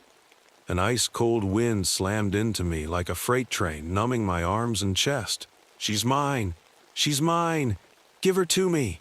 An angry voice shrieked as I yanked my daughter away and off the trail. Some force slammed into my back, pushing me forward, forcing the breath out of my lungs. I fell on top of my daughter, shielding her with my body. She was shivering and weeping. The frozen gale continued to slam against me, pushing me harder into the earth. My arms strained against what seemed like hundreds of pounds, threatening to crush me with an oppressive force. Twigs and forest debris flew overhead as that banshee wail of anger and longing cried out, "She's mine." I wrapped myself tighter around my daughter, shielding her as best I could. We lay motionless for several seconds, enduring the frozen wind, crushing force, and the shower of forest debris. I focused my thoughts, prayed silently, then shouted at the top of my lungs, "No!" One single word infused with all the love, protection, and mortal rage I could muster. The icy gale subsided. I took a few seconds to gather my wits. My daughter was shaking, engulfed by abject terror. "It's okay. I got you." I repeated that mantra at least a dozen times, more to convince myself than her. I stood, my back aching and arms scraped from the flying debris. My daughter got to her feet. She stumbled once and fell into me, crying. I kept repeating my mantra, holding on to her, offering what little protection my arms could provide against something clearly not of the natural plane. A low, thrumming hum echoed through the woods. I dared to look back. The distortion was still there. I strained to peer through the ripples to see what figure hid behind the curtain. I could only see a vague outline. I turned toward it again, eyes narrowed, paternal will focused. Anger replaced fear. "No!" I shouted, like I was addressing a misbehaved puppy. I guided my daughter back on the path away from the distortion, peering back every few steps to assure it wasn't following, stalking me, like it had before. Realization hit me. The trees surrounding us were evergreen. We were in the pine forest. The path was littered with stones and exposed pine roots. How the hell did that happen? Just minutes ago, we were under a thick oak canopy. This was impossible. A welcome development, but still impossible. As we walked back, I scanned the ground for my heel marks and the dead tree fall I dragged onto the path. It was as if the forest erased my trail markers. I kept walking straight into the woods, following the sunlight filtered through the pine needles. I kept my eyes forward, forcing myself to look straight ahead and not be distracted. Follow the sun. I kept whispering in my head, "That's the way out of here." My daughter held my hand tightly as we forced our way through several thickets of saplings. We made our way out of the woods and were back on the large, wide path. I looked over to see the bright yellow gate to the forest parking lot. I pointed it out to my daughter, and she signed in relief. We practically ran the 50 yards. Once we crossed the gate's threshold, my cell phone began to buzz and beep. 100 pounds of dread fell off my shoulders. A chipmunk scurried across the parking lot, and a large crow flew overhead. This was the first wildlife I'd seen all day. We were out of it, safe. But safe from what? My mind struggled to rationalize the experience. My mind failed, miserably. "Daddy," my daughter whispered, pointing down towards the wide path. An old woman stood on the edge of the woods, arms crossed. I could feel the weight of her stare. The rippled anomaly was directly behind her. The "fuck you" bitch flowed, unfiltered from my mouth. I felt that false sense of bravado now that we were out of that cursed territory. "She's lonely." My daughter's voice was tinged with sadness and a strange longing. "She's so lonely, Dad." "How do you know?" I demanded. "I can hear her talking. Can't you?" My skin crawled. We weren't beyond this thing's influence, at least my daughter wasn't. "No, I'm sorry she's lonely, but she wanted to take you. Didn't you hear me yelling at you back there?" She shook her head. "No, I just felt the urge to keep walking. I didn't see the ripples until you grabbed me." Her face paled. "I would have walked right through it if you hadn't." I patted her shoulder. Don't think about it. We both looked back at the old woman. My daughter shouted, I'm sorry you're lonely, but I can't go with you. I hope you'll be okay.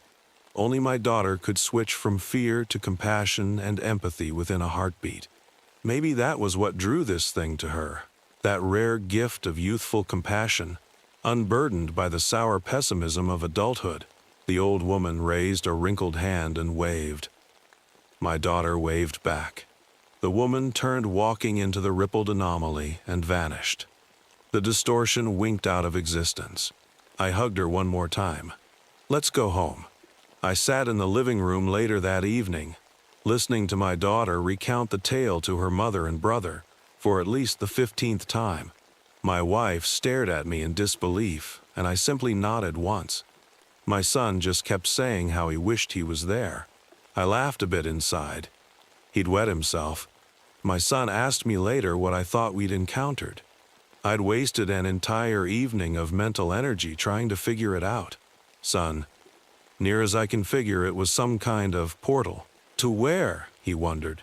I scratched my cheek. To whatever eternal realm that old woman has been condemned to spend eternity. That was the best my 21st century, sophisticated mind could come up with. She wanted to take your sister there for an eternal visit, near as I can figure. My son snickered. That old lady would toss her ass back here after a week of her bitching and moaning. I didn't mean to laugh, but my daughter could probably drive a ghost crazy. At least I ended the day on a lighter note. Brace yourself. The next story will make you question if you're really alone. I came across a job listing at the right time in my life. I needed to move and I was short on savings. A farmhouse in the middle of nowhere needed a house sitter. The owners planned to renovate the farm to turn it into an orchard. They had issues with teens breaking into the house and stealing tools to pawn. I would get paid a decent amount to stay in the place and chase away anyone dumb enough to trespass. The house had an internet connection, so I could work remotely. With everything settled, I packed up ready to babysit the house for 2 weeks. Aside from needing groceries, I wanted to be seen around the small town. Places like that rarely had new faces. The town had maybe 2,000 people at most. I received some odd glances as I stocked up. The cashier politely asked why I had stopped in town. I explained where I would be staying and for how long. She nodded along, wishing me luck with the next 2 weeks. Without a doubt, she would spread the information around, which would help cut down on people coming to the house at night, expecting it to be empty. I didn't own a gun. I doubted I needed one for this sort of thing. A baseball bat and a crowbar had been left next to the front door in case I did need a weapon. The homeowner told me that I didn't need to risk my life for the property. If someone wanted to rob the place, he would rather have an insurance payout over scrubbing my blood off the floors. I arrived later in the day. The sun almost had set, making it hard to unlock the door in the dim light. My arm ached from carrying all the groceries at once. I dumped them inside the front hallway, then got to work turning on all the lights to see what the layout was. For an older farmhouse, it was a nice place. The living room and a large kitchen took up the first floor. A pair of wooden stairs led to the bedrooms, and there was an unfinished basement that the owner used to store jars of homemade jam. It appeared like the owner started on the renovation, but hadn't decided on what kind of flooring to use. Patches of different types of wood and tile covered the floor. Someone had dragged something large and heavy across the kitchen, leaving deep marks in the mismatched wood. Near the corners, some spots of the floor were ripped out, revealing old, hardened glue. It smelled like the rooms were freshly painted. Each piece of furniture looked to be picked up off the side of the road. Honestly, I've lived in the worst places. It was warm with a running shower. What else could I want? I dragged my bags of clothing and personal items from the truck into the master bedroom. The sheets were fresh, which was nice. I spent the first night in bed connecting to the internet and watching movies instead of working. My reports could be done later. When I finally put away my laptop and turned off the light, I almost fell asleep right away. The sounds of the old wooden house settling creaked in the darkness. I never realized how noisy the country nights could be. Some animals off in the distance yowled until the sun rose. I had no idea what lurked inside the fields, however, I wasn't worried. I had strong walls around me. What could go wrong? I woke up early and quickly finished my work for the day. Without much else to do, I decided to do some sightseeing in town. It was during the day. No one would be dumb enough to try and break into the place now. I expected the townsfolk to be overly friendly. Not a single person stopped to talk. It was like they all assumed I had some sort of plague. I also expected a lot of older people. Instead, I passed by mostly others around my age. The stereotype of small towns like this was the younger crowds moved away the moment they were able. Instead of that, I rarely saw anyone with gray hair. After a walk around town taking in the sights and being avoided by everyone, I stopped at a taco truck for an early dinner. At least the workers smiled a little when they served the food. Honestly, it was the best tasting set of tacos I've ever had. Since I wasn't wanted in the town, I retreated to the farmhouse. I hadn't explored the field or the large run-down barn. There were some tracks in the barren fields I didn't know what kind of animal could make. Surely there were lots of creatures living nearby and inside the small plot of woods. One side of the barn door was missing. The sunlight didn't fully reach inside. I took 2 steps forward only to hear a crunching sound under my foot. Glancing down, I saw I had stepped on top of a small bird skull. All the flesh had been eaten away by insects. I spotted more littered around on the dirt floor.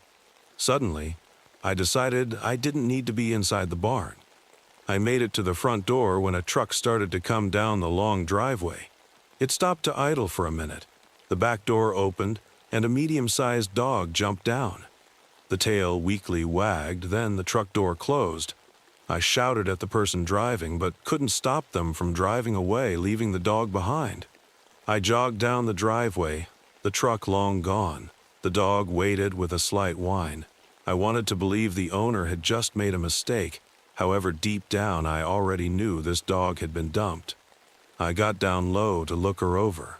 The tattered collar had a simple name tag with Princess. She had gray around her muzzle showing her age. She looked to be some sort of lab mixed breed. She was super friendly. I pet her and let her lick my face. Normally, I would be worried about letting an unknown dog, but I knew she wouldn't snap at me. I guided her to the house and let Princess sleep on the couch for now. I called the local vet, however. The office was already closed for the day. I would bring her to them in the morning. I didn't have any dog food, but I bought a rotisserie chicken that I already ate the skin off of. I picked meat off the bones to let her eat a nice dinner. When night came, Princess took her time to come up the stairs with me. She wanted to sleep at the foot of my bed. She was having issues jumping up on the bed, so I carefully lifted her.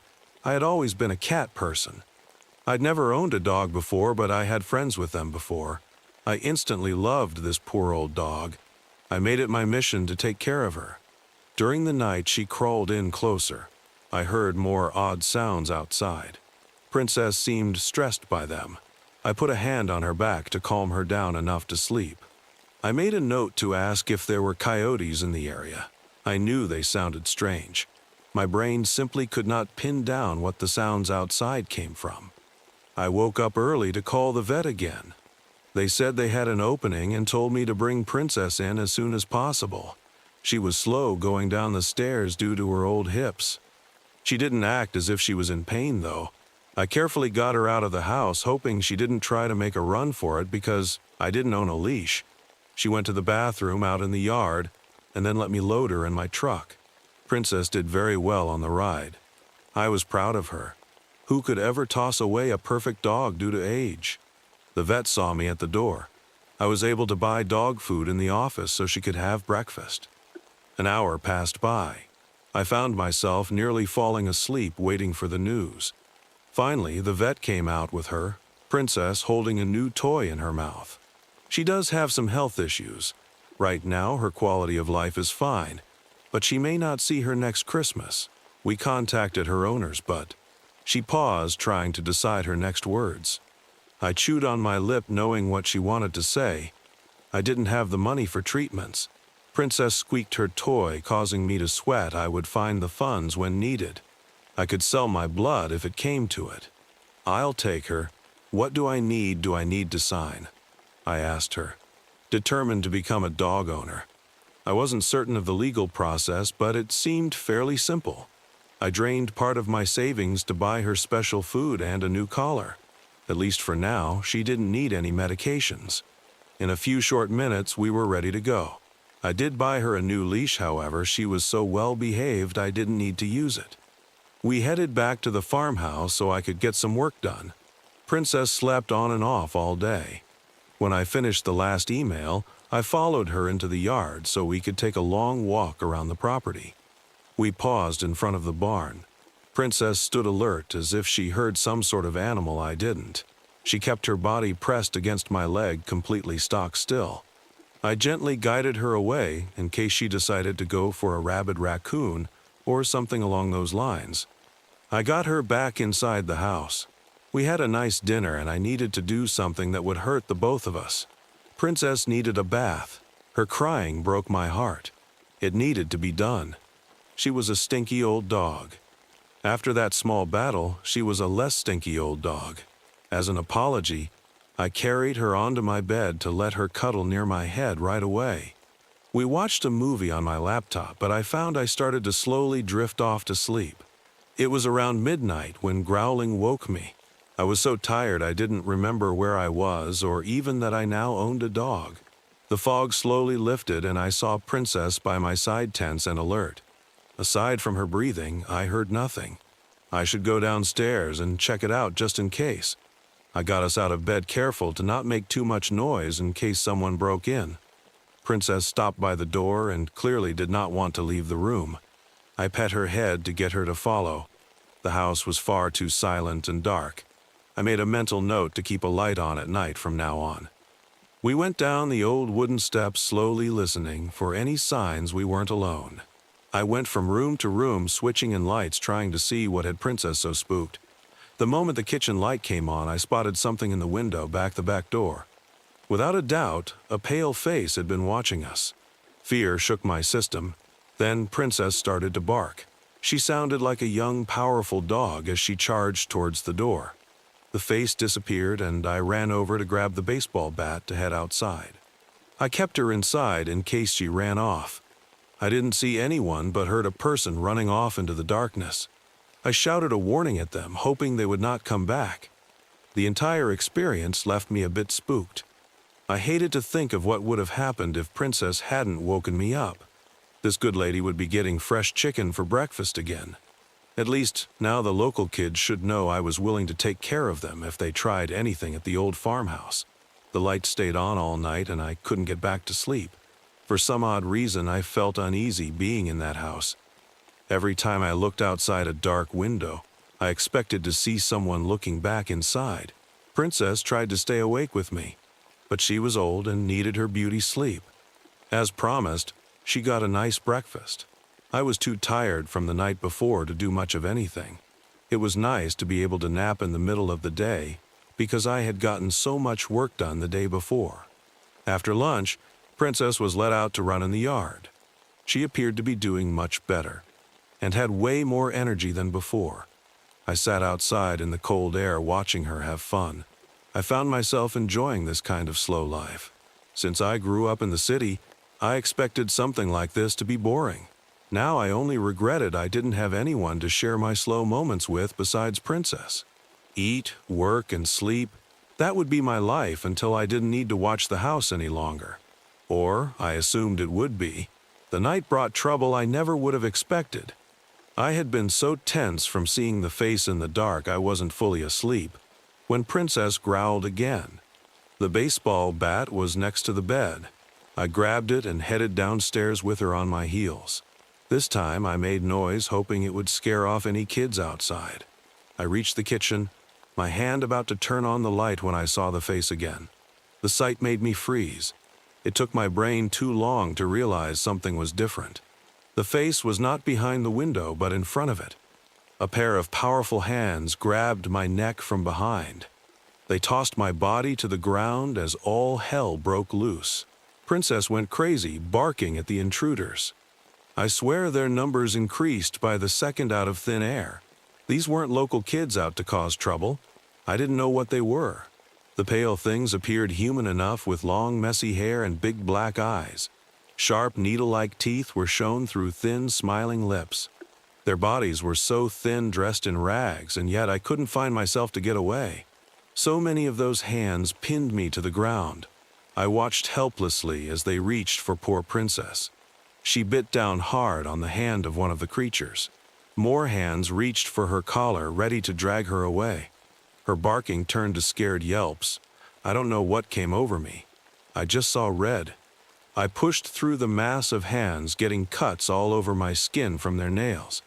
My hand found the handle of the bat as I snatched it off the ground to bring it down as hard as I could, connecting to a creature's skull. The figure dropped, and I wasted no time moving to the next target. By the time I fought away enough creatures, poor Princess had a few cuts near her neck from them grabbing her. My heart raced when I realized I could not kill all of these monsters, but I only needed to clear a pathway to the door. Princess jumped into action as her teeth ripped apart any hands that got near her. My body ached as the fight carried on. Sweat dripped down my face as my muscles burned. We did clear a space, but not enough to get through the crowd to the door. No matter how much I loved Princess, my body could only go so far. I dropped my weapon, panting as Princess growled at my legs. For some odd reason, the creatures didn't try to attack. They all stood around us, black eyes staring at the fallen, and smiles never leaving their lips. "Meat?" one said in a whisper. More started to repeat the word. Louder and louder, the statement rocked the room with countless voices. All at once, they fell on their fall. In the chaos, I was able to drag Princess through the crowd and finally upstairs to the bedroom, simply because all the doors out were blocked. For hours, I heard those things have a gruesome feast downstairs. It took a long time before my hands stopped shaking enough to call 911. A woman answered and had a professional tone until I told her my location. "We cannot send a car out until sunrise. Please do not call again and keep the lines free for people we can actually help." The phone went dead, leaving us alone in that dark farmhouse, filled with creatures that could break down the door at any second. The night had never felt so long. The sounds downstairs started to fade when the sun came out. I waited for at least 10 minutes of silence before risking to open the door. Nothing. No signs any of those creatures came upstairs that night. We raced down to the first floor, the smell of blood overpowering my senses. I refused to look at what those monsters left behind. My foot slipped on the wet floor, but it didn't slow my pace. A man in uniform waited outside by a police car. He held the back door open as I loaded up Princess. I got in the back seat, trusting he would drive us far, far away from this place. "I arranged for you to be at a motel a few towns away. You'll be paid for the full 2 weeks of work, and I'll have someone drive your truck over later today," the officer explained. His hair had a streak of gray at the sides. He sounded older than he looked. A photo of him, with who I assumed to be his parents, hung from his mirror in a plastic case. My head swam with questions. Far too many to ask at once. "Those things," I started to mouth dry and my voice weak. "We don't know what they are." They appeared demanding we feed them. At first, normal food worked. Then they wanted meat, fresh meat. He said evenly, without taking his eyes off the road. Bile rose up to my throat as I fully understood what almost happened to me that night. "So, you called in someone who no one would miss?" I said, getting heated. He didn't stop driving. On the outside, he appeared calm, but he felt just as upset as I did. "We put forth our own first. Nothing in this town dies of old age," he replied with his eyes flickering to the hanging photo. "We made a lot of sacrifices. You were nearly one of them." My body slumped down into the seat, feeling defeated. I now feared any answers I desperately wanted. I decided to press forward with 2 more questions. "Are they going to come after me?" I said in a weak voice. He shook his head but didn't sound comforting. 3 people have made it out of that house besides you. 2 are still alive, but 1 has disappeared. Those creatures demanded to be fed. In a way, you did just that." He nodded. "Why not leave better weapons? If those monsters eat their own, Didn't it make sense to give the person inside the house a fighting chance? Those things hate guns. The last time we left one in the house for the sacrifice to fight back with, those creatures showed up in town. We lost 10 kids back then. Most were under a year old. I suddenly felt exhausted. It was as if I never slept in my entire life. It was clear this town had gone through more than I could ever imagine. Still, I wasn't certain I could forgive them for what they put me through. I placed a hand on my new little princess. She had gotten a few cuts, but nothing major. We drove in silence for a long while. Finally, he glanced over at us to comment on my new friend. "I'm glad you had someone looking out for you," he nodded. I knew that if it was up to him, none of this would have happened. This town was under the thumb of pure evil, and they were managing the best they could. True to his word, he dropped me off at a motel. I spent the next 2 days there with Princess unable to eat or sleep. I could sense she was worried about me. Before my body gave out, it was time to go home. I found some odd jobs here and there to support us. She still sleeps in my bed, but lately, she's been having issues walking. I know I won't have her forever. Having her next to me is the only way I'm able to sleep at night. No matter how much I try to forget, when the sun sets, I expect those things to come back to finish the job. If you're able to support a pet, I think everyone should get a friend like Princess. Life is easier when you have someone with sharp teeth at your side. You've seen the beginning of Fear, but the next story takes it to a whole new level. I moved into the house on Merrow Lane because I was out of options. The ad said it was perfect for night owls and came with furniture, utilities, and rent so cheap it felt like theft. The landlord's voice on the phone had been distant and hurried, like he was eager to be done with me. "You can move in at sunset," he said. I asked if I could arrive earlier to look at the place, but he cut me off with a terse, "Don't disturb it during the day." I laughed, thinking it was a bad joke. It wasn't. The house was strange the moment I saw it. The shutters were thick and bolted, the kind you'd expect during a hurricane, but there wasn't a cloud in the sky. A faint layer of dust coated the walkway, though no footprints disturbed it, not even the landlord's, who handed me the key with shaky hands and avoided looking at the door for too long. "If anything unusual happens," he said, his voice almost a whisper, "just wait until nightfall. It's better then." Before I could ask what he meant, he turned and walked briskly down the driveway, never looking back. I should have walked away right then, but I didn't. That first night, the house was quiet. The furniture was old but sturdy. The air faintly smelled of cedar, and the fridge was stocked with basics. It felt normal. Safe. I chalked up the landlord's weirdness to social awkwardness. Around midnight, though, the first sound came. A low creak from the ceiling, like someone shifting their weight. I froze, staring up at the old wooden beams.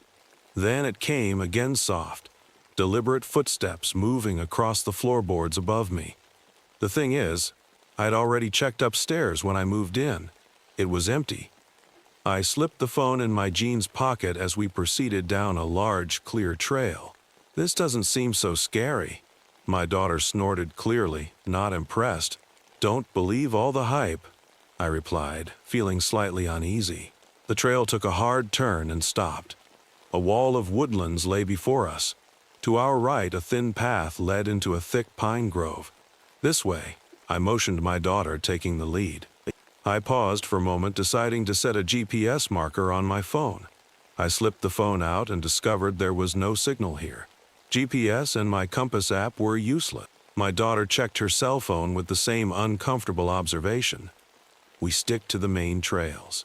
My daughter nodded as we moved with a bit less carefree abandon. The thin trail spilled into a path 1.5 feet wide, covered with half-buried stones and pine root. I walked over to a deadfall and dragged it 15 or so feet, laying it halfway on the path so we wouldn't miss the connection on our way back. I dragged the heel of my boot, creating a 15-foot arrow on the trail leading to the tree fall. There was no way we could miss either mark.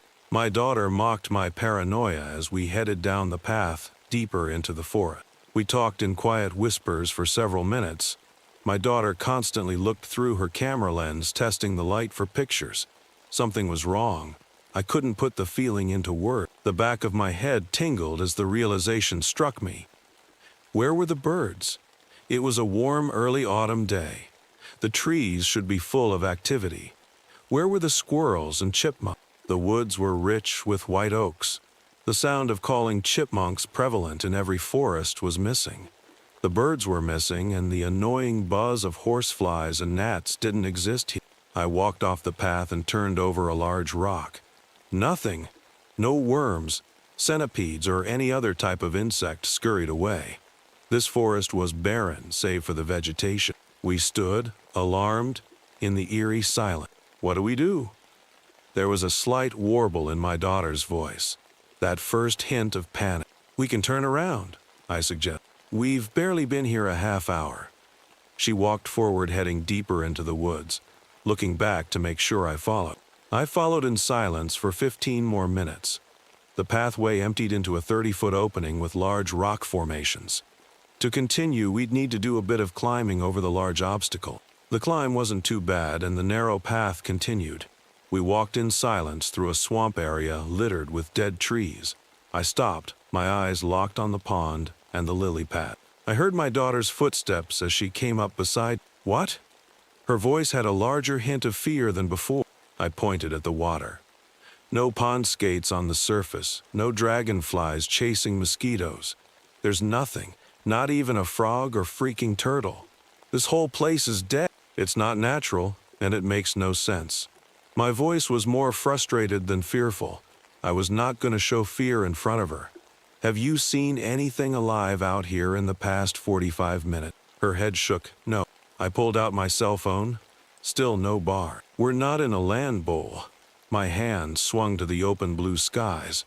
We're wide open. There's no magnetic interference in these woods. We should be getting a cell signal. My daughter checked her phone. Hers was as useless as mine. The map I read at home said this trail circles around the pond and comes back. Let's just follow it and get out of here. My daughter looked up at me. I could see fear in those almond hazel eyes. We walked side by side along the path for 10 more minutes.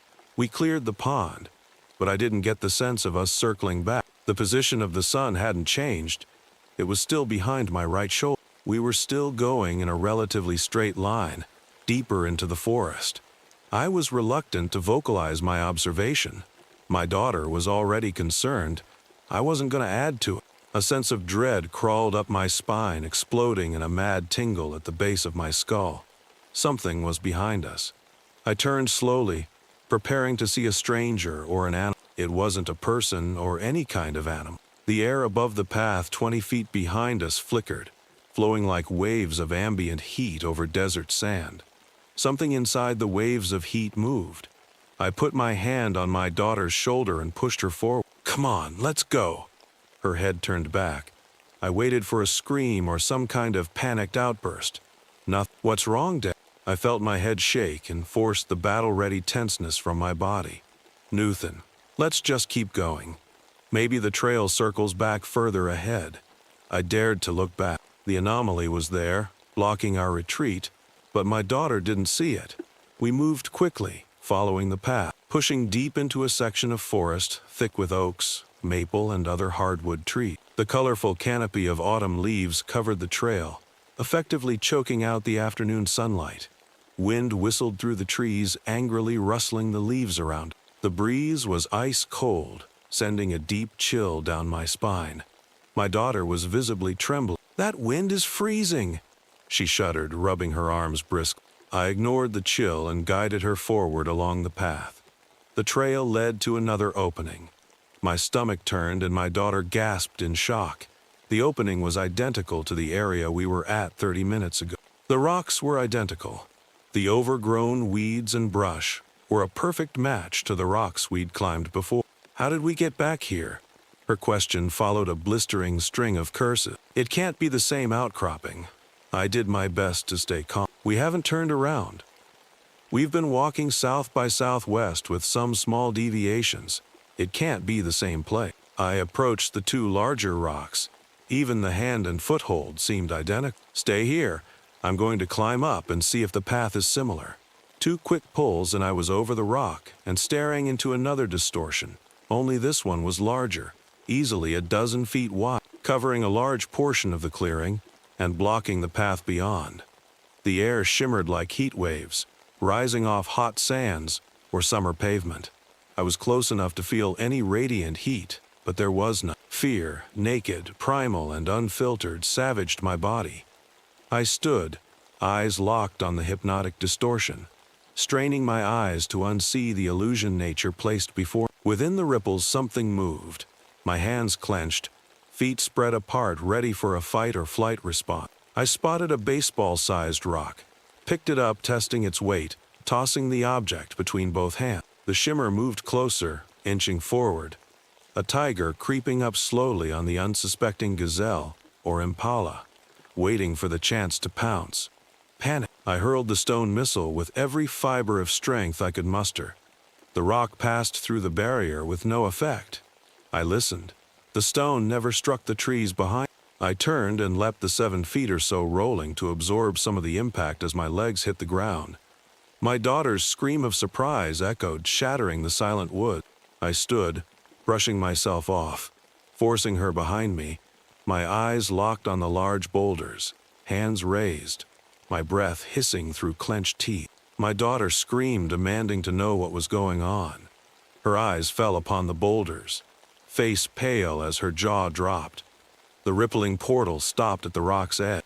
We gazed, dumbfounded, at the anomaly. Before I could say or do anything, the ribbons of distortion vanished. My daughter's eyes were locked on the area the distortion occupied just seconds ago. I could see the trembling in her arms and shoulder. "What the hell was that?" Her panicked whisper accompanied a river of tears flowing down her pale cheek. "I don't know." I put my hand on her trembling shoulder. "We need to go back the way we came. We'll backtrack and get the hell out of here." She nodded. I silently prayed whatever that thing was. It just wanted us out of the area. If this thing wanted us gone, I'd gladly oblige. We passed by the pond without incident, making our way at a feverish pace, stumbling along the path. My daughter exhaled a sigh of relief as the path emptied into the first rock clearing. We quickly climbed down the large boulders and continued on, both feeling a bit better having seen a familiar landmark. We walked in silence for another half hour before I noticed. The trees were wrong. We should be in the pine thickets by now, walking a rutty, root-littered path dotted with stone. We were walking toward the sun, the right general direction, but the path was wider and smooth, made of compacted dirt. I stopped. My daughter nearly plowed into me. "Now what?" she asked warily. "The trees are wrong." We were walking in an evergreen forest full of pines, cedars, and some other cypress before the first clearing. We passed the first boulders we climbed a good while ago. I pointed up to the tree canopy. "These are oaks, maples, and other leaf-bearing trees. Are you saying we're lost?" Her voice was near the breaking point of full-on panic. "How can we be lost?" "I don't know. We're going in the right direction, but these aren't the woods we walked through earlier." Whoever it was, they let out a gurgling noise, like they were trying to rinse their throat but just couldn't get it back out. When they finally stepped into the viewing room, I finally got a clear look. I don't know who they were originally. Any defining features were gone, ripped away along with every inch of skin on their body. Completely naked, glistening in the sunlight coming through, muscle and ligaments were the only thing visible on their body, all moving in a grotesque mechanism to guide them closer to me. Every muscle, every tendon, the slightest movements were bare to the naked eye as they moved closer, blood smearing along the floor as they walked. Despite my best efforts to not make a sound, a small scream escaped my throat, alerting the skinned creature. It snapped to, facing toward me with lifeless eyes twitching in the exposed sockets. For a brief moment it gurgled, staring in my direction, before taking off toward me. Limbs were flailing wildly at its side as it ran, closing the distance between us with next to no effort while I was slipping, just trying to find some semblance of safety. I fell in the slick viscera, struggling to get back up as the life force below me slipped and splashed. It just got closer, bearing down on me, blood steadily dripping from the stripped muscles as teeth bared above me. God, why? What the fuck was happening? It lifted a hand toward me, fingertips of sharpened bone ready to peel my skin off, making me just like it. Bang. The thing fell off, writhing on the ground next to me. In the doorway ahead, one of the security guards was standing, gun raised to fire at the thing again as I struggled to stand, holding hands above my head as he aimed at me next.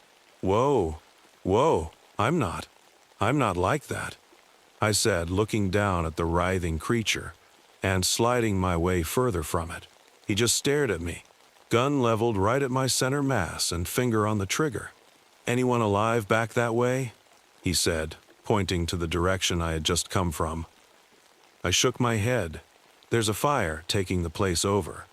Probably need to seal it off before it spreads, I said. Not that any of us could do that. It required management-level clearance just to run the damn garbage ejector, much less seal off an entire damn wing of this place. That fire would have all of us making a decision soon, either burn to death or contend with rapid depressurization in the cold void outside. Rasping next to me nearly made me jump before I realized it was the damned thing laying on the ground a few feet away now. I wasn't going to wait and fuck around with that, and looked over to the guy, motioning to the skinless being nearby. Not to be ungrateful or anything, but can we get away from this? The guard lowered his gun, motioning for me to come with him. Quietly, we went down the hall toward the spa area. I was just following him at this point, hoping he knew what the hell was going on here, but I get the feeling he's as in the dark as I am. I'm Sully, I said, breaking the silence and looking toward him. I extended a hand, withdrawing at once. I got an actual look and realized I was covered in blood from my fall earlier. He only grunted. Mick, so, is there anyone else alive? What the hell's going on? I asked. Everybody went fucking crazy, was his only response. I don't know. I just clocked in around 3 this morning for my shift. Then some asshole comes running by, holding a knife he probably stole from the kitchen, taking parts of his skin off. Jesus, I whispered under my breath. Have you found anyone else? Just you so far, he mumbled, checking around a corner to see if anyone was lying in wait. We go through here and head up, it'll put us up near the bridge. Gonna call in for help. Dude, it's going to take way too long for any kind of help to get up here. We're literally at the edge of space, I said, getting a little loud now. It's setting in that if things are this bad, that means we're not going to have long alone up here. God knows how many of the staff and guests are like this now. How many of them have you seen so far? Dozen or so. Couple in the process of skinning themselves, I guess. Found some going at it with a pair of scissors, one of them snipping away at the other like it was some crafts project.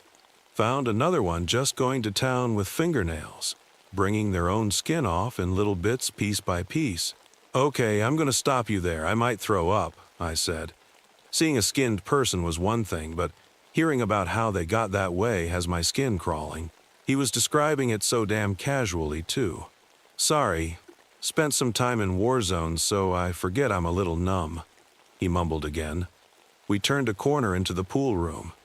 Olympic size, all the way up here at the edge of the solar system, and nobody living to swim in it. Not that it was up to standard anyway, I realized as we stepped in. Red clouds floated sporadically in the water, with bodies visible below. One close by, near our end of the pool, looked like it had a huge cape billowing behind it as it floated through the water. A moment later I realized it was the remains of the body's skin, not quite separated all the way. I wanted to puke right in the pool then and there, looking away to try and abate my disgust. Didn't work too well, considering I hurled right onto the floor within seconds. The people in the pool, at least, seemed to be dead, not taking any kind of notice we were there. We hurried through the pool room, coming out in a small maintenance area situated behind it.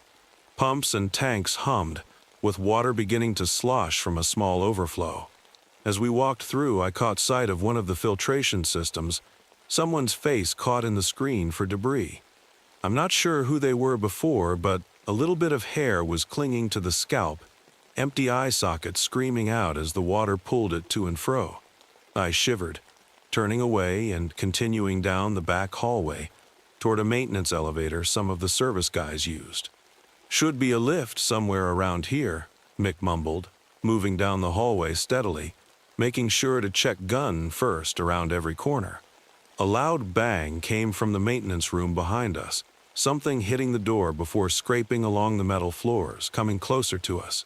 Mick swore, ushering me to move faster behind him. I made the mistake of looking back. There, in the dim lights of maintenance, a skinless man was making his way toward us, brandishing something that was already glistening with blood, much like him.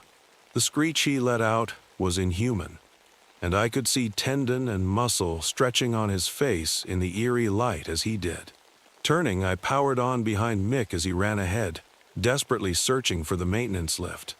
Eventually, it appeared on our left, and he smashed the button so many times I'm surprised it didn't just pop right off.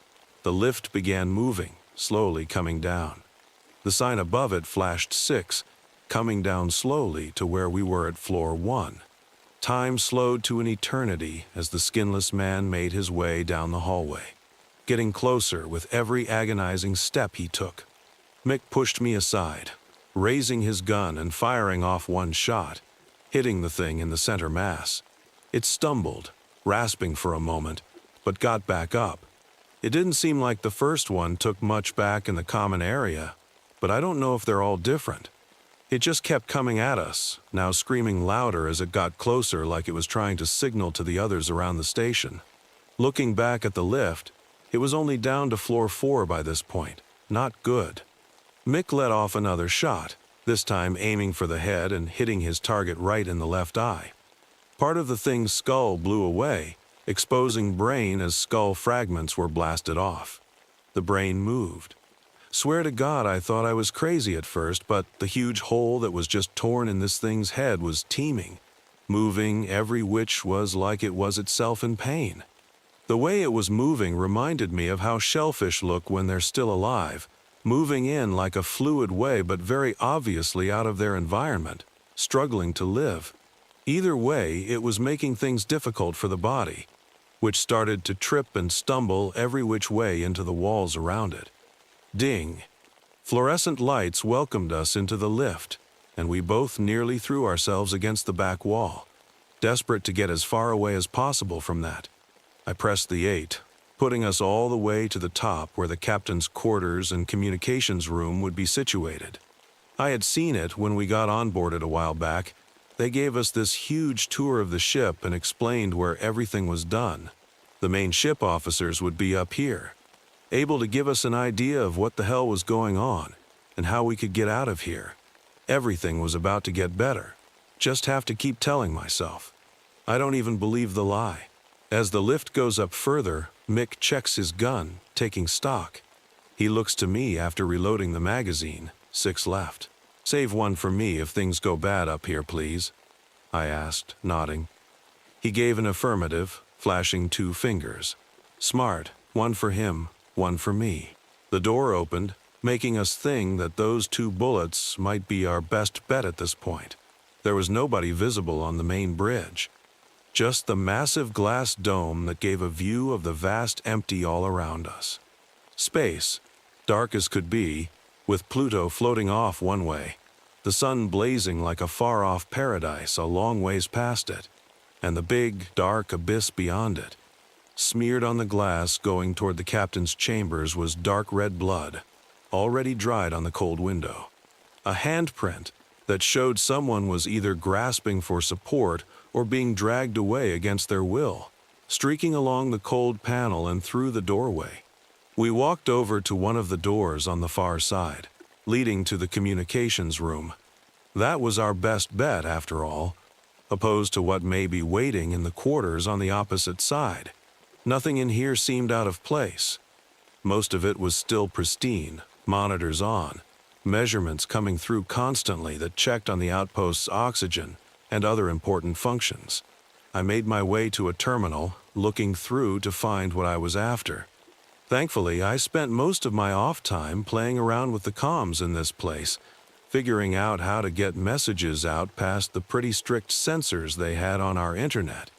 Can't have people knowing there's a secret rich people resort out past Pluto after all, especially when nobody even thinks FTL travel is possible at this point. God, if I make it back to Earth, I'm either getting rich off spilling these beans or getting put in the damned loony bin. Maybe both. There. The comms began to light up as I placed a call back to Earth HQ, the fuckers that ran this entire shit show. You're through, Eden. What can we help you with? A voice came over the other line. Oh, thank fuck, Mick swore, making whoever was on the other line yelp a little. Not very professional, Eden. You're usually a bit nicer when you call, she responded, indignant. Look, professional is the last thing on our minds right now. There's a big problem up here, I said, talking over Mick, who was getting ready to swear at her again. Who is this? She asked again. You don't sound like Lynn. Where's he? Ma'am, if I knew, I'd put him on. Like I said, we have problems up here and need someone to come get us. I said again, something happened. People have gone crazy. It's a bloodbath. A bloodbath? You can't be serious. How? She asked again. Jesus Christ, just talking to her made me want to just get Mick to shoot me. He piped up then. Listen here, ma'am. I know your fat ass back on Earth ain't worried about what's happening outside your atmosphere, but we're in real danger here. People are killing each other. Mick was going off. I almost wanted to cheer for him at this point, but he continued. Now, you either put me on with someone higher up that can get us a rescue ship, or you get your ass on one and fly up here yourself. Understood? The line went dead for a second. I legitimately thought he had just made this woman hang up, killing our hopes of getting a ride out of here. It continued on for another few minutes, dead air coming through in statusy bursts as radiation through space and countless thousands of miles interrupted the signal. After a moment, a man's voice came over the line. This better be fucking good, he said, sounding like he was already fed up with us. What's happening up there that you're waking me up? Who the fuck are you? Mick spat out now. Oh God, here we go. Now it's just going to become an argument instead of a rescue. CEO Mitchell Farmer of Eden Excursions. Who the fuck are you? He spat back. It took everything I had not to stop a groan escaping when I heard his name. God knows this rich asshole wasn't going to listen. Mick Sperry. Guard on your shit can of a resort. There are people up here tearing each other's skin off and killing everyone. We need to get the hell out of here. Mick was shouting now. I looked back, unsure of if he would attract any more of the skinless ones. You sure? The voice was more sober, serious now. How many of you are still alive? Me and this kid. That's it, far as I know, Mick mentioned. Look, I never saw shit like this and I've been in war zones. The hell is going on? Not sure. Listen, I'm very sorry about what's happened to you. Hope you find a way out. Have a great day, he said. Honestly, if I expected any better from someone with the CEO title, I would probably be pretty mad. As it stands, though, I'm unsurprised and more focused on how the hell I'm going to get myself out of this mess. The line went dead. Nobody on the other end anymore. Shitting me, Mick whispered, moving to the console and pressing a few buttons, waving me aside. The call wouldn't go through again, though, instead being immediately picked up and denied. They're just going to forget about us and go on like ain't shit happened. Great. So we get killed by one of those things or die from old age, starvation, disease, whatever, I said, slumping down and rubbing my eyes. Everything was catching up to me now. My entire body ached from falling over in that blood puddle earlier, and I was absolutely filthy. There are emergency ships, right? There's one emergency transport ship, yeah. That might work, he said, standing up and typing something in on the console. After a moment of mumbling to himself and crouching over it, he stood up straight. It's docked and set right now. Needs at least vice captain clearance to let it loose, though. I looked at him for a moment. both of us communicating something neither wanted to speak. As I looked back toward the captain's quarters, the blood smeared on the glass seemed to reflect the light of billions of stars outside, confirming my fears that we would need to go in there. Fuck. All right. If it's our only option, I said. Standing now and walking over to the comms doorway, he stood, following and drawing his gun once more. I flashed 2 fingers at him. Just remember, save 2. He nodded, taking point and moving across the bridge quickly. We paused in front of the captain quarters, taking a deep breath before he kicked the door in, going in gun drawn and leveled in front of him. Moments after he went in, I entered behind, hearing his words right as the stench hit me. Holy fuck. Death was thick in the air here, the heavy metallic scent of blood mixing with the more biting odors of excrement. There was blood smeared all over the walls, with tatters of flesh hanging from the ceiling as we stepped through. I could hear something coming from the room up ahead, a tearing noise along with deep, guttural grunting. Mick kept his gun trained in front as I grabbed a bottle from a nearby table. It was thick glass, though still half full of some kind of spirit. It took a lot to resist taking a swig then and there, but I didn't want it to slosh around and give us away. I held on to it tight though, waiting to take a swing at anything that may come. As we approached the doorway, I could see further into the room beyond. All the lights had been covered with strips and swathes of human skin, casting an eerie red glow over everything around. There was one person sitting in the middle of the room, skinless, just like all the others.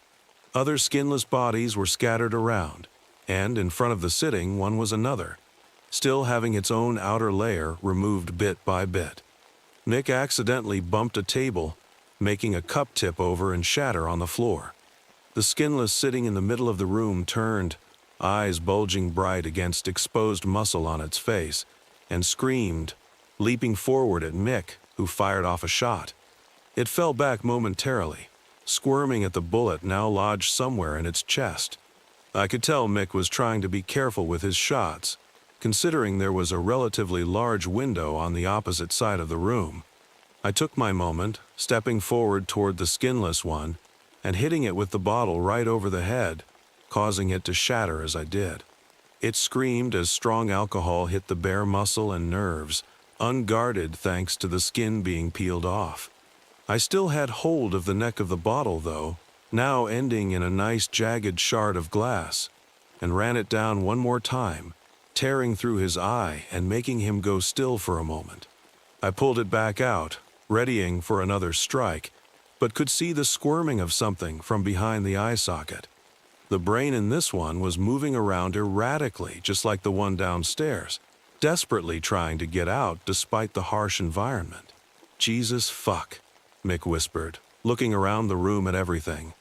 I couldn't help but agree with his sentiment once I took everything in as well. There was drawing on the walls with blood. It was like some fucked up futuristic cave drawings. Red viscera smeared in the images of people watching as a massive planet passed above them in the distance.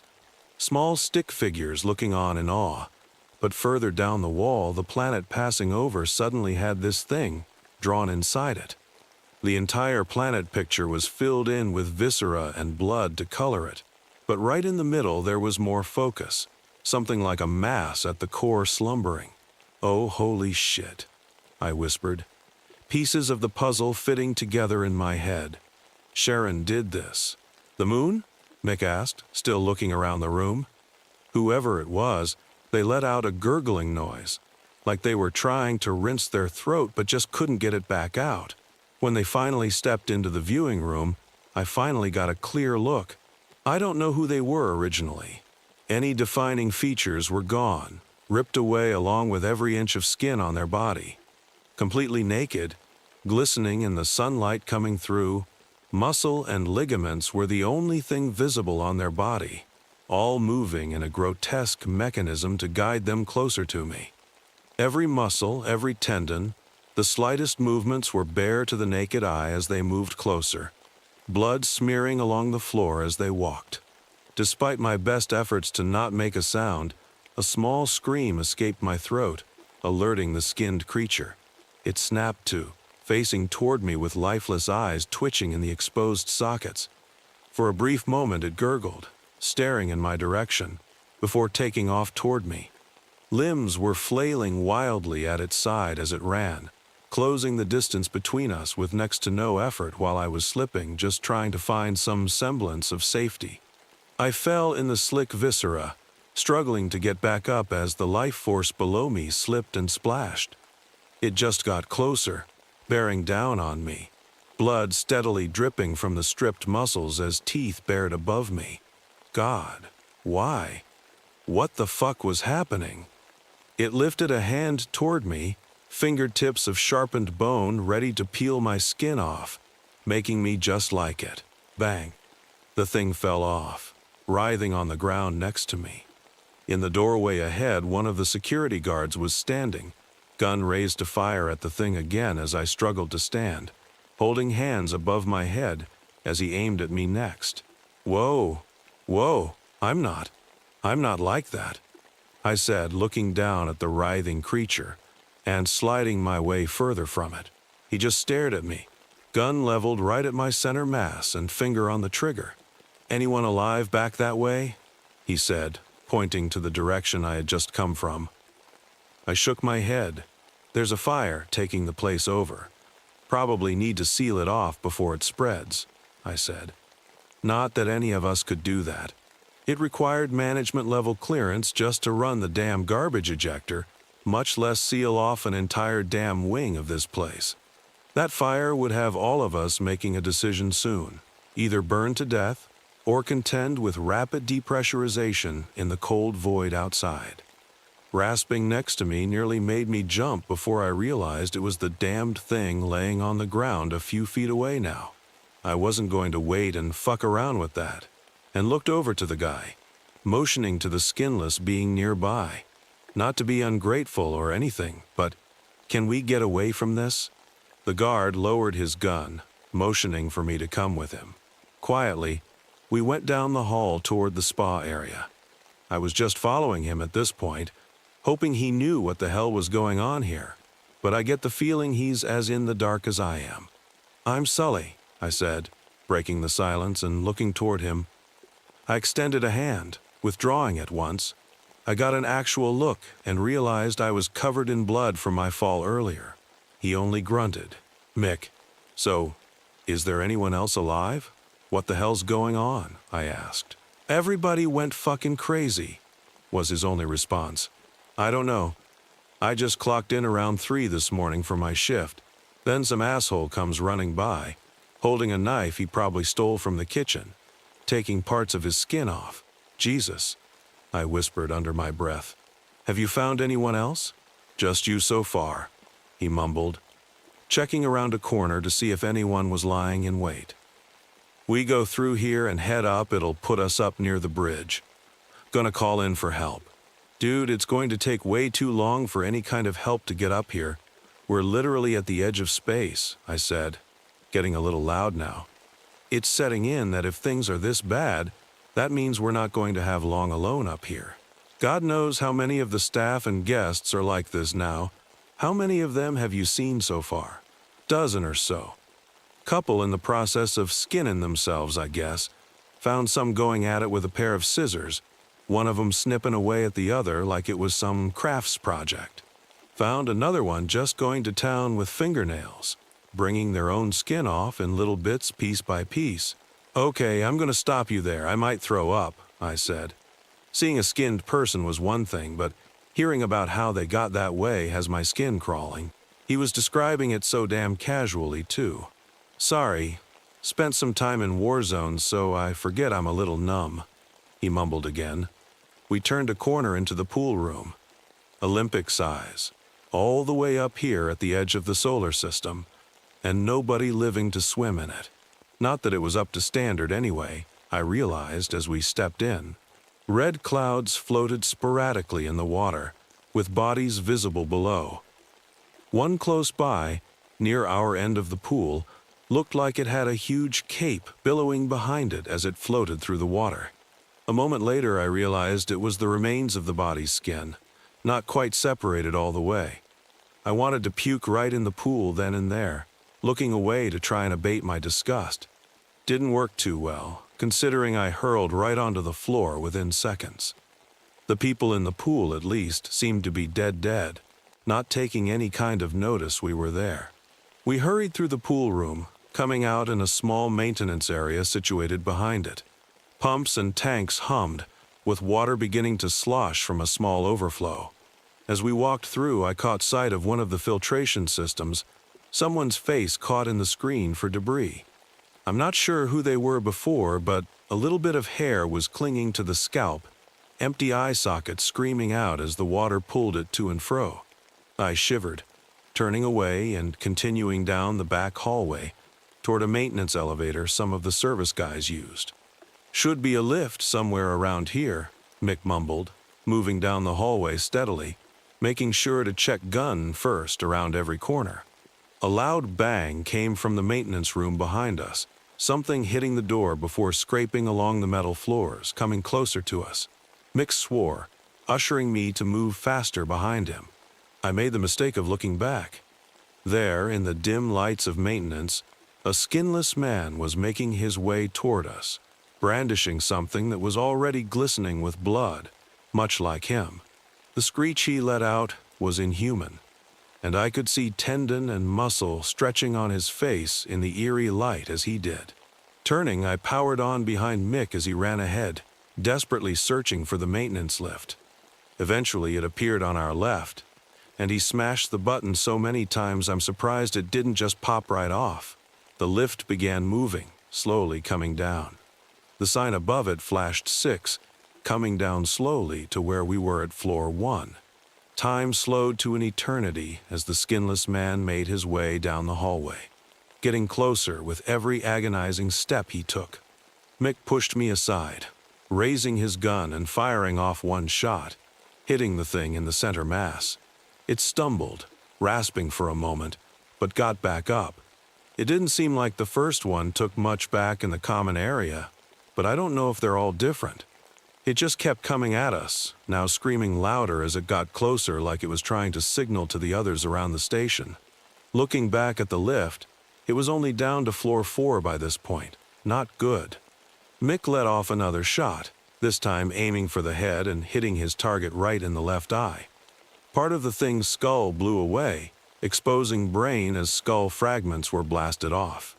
The brain moved.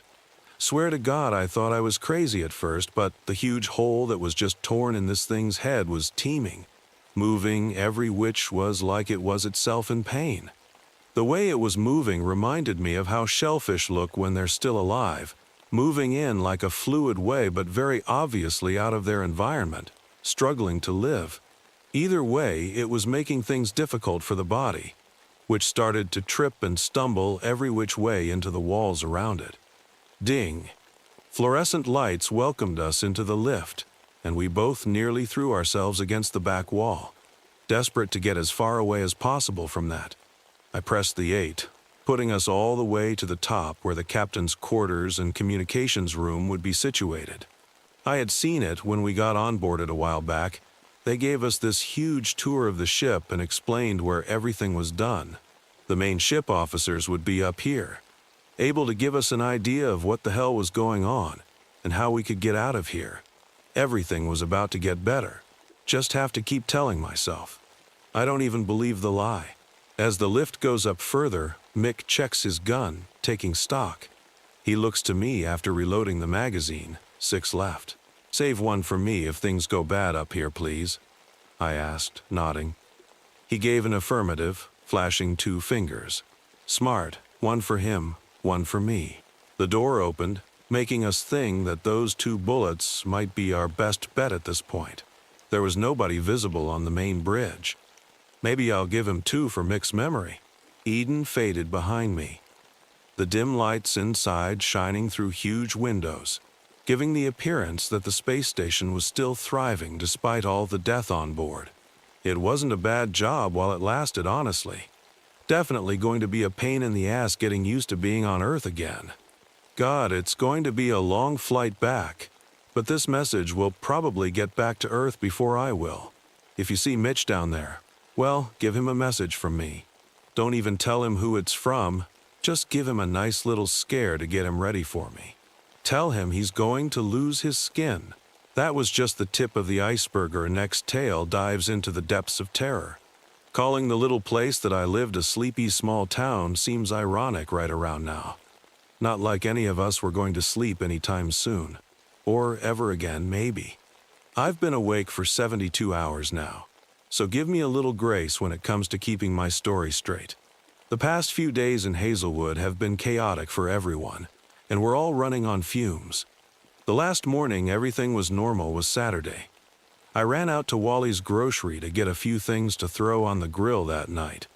Figured I'd have a couple friends over, a few drinks, set up the fire pit now that weather was getting more crisp, have a nice night. I barely got through the door when the truck started going through the streets, a pre-recorded message playing asking everyone to return to their homes for their own safety.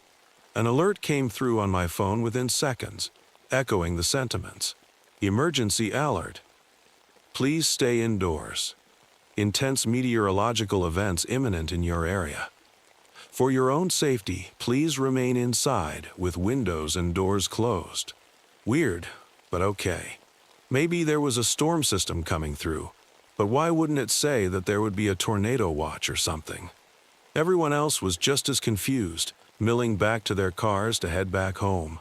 I did the same, hopping in my crappy old hatchback and getting back home within minutes.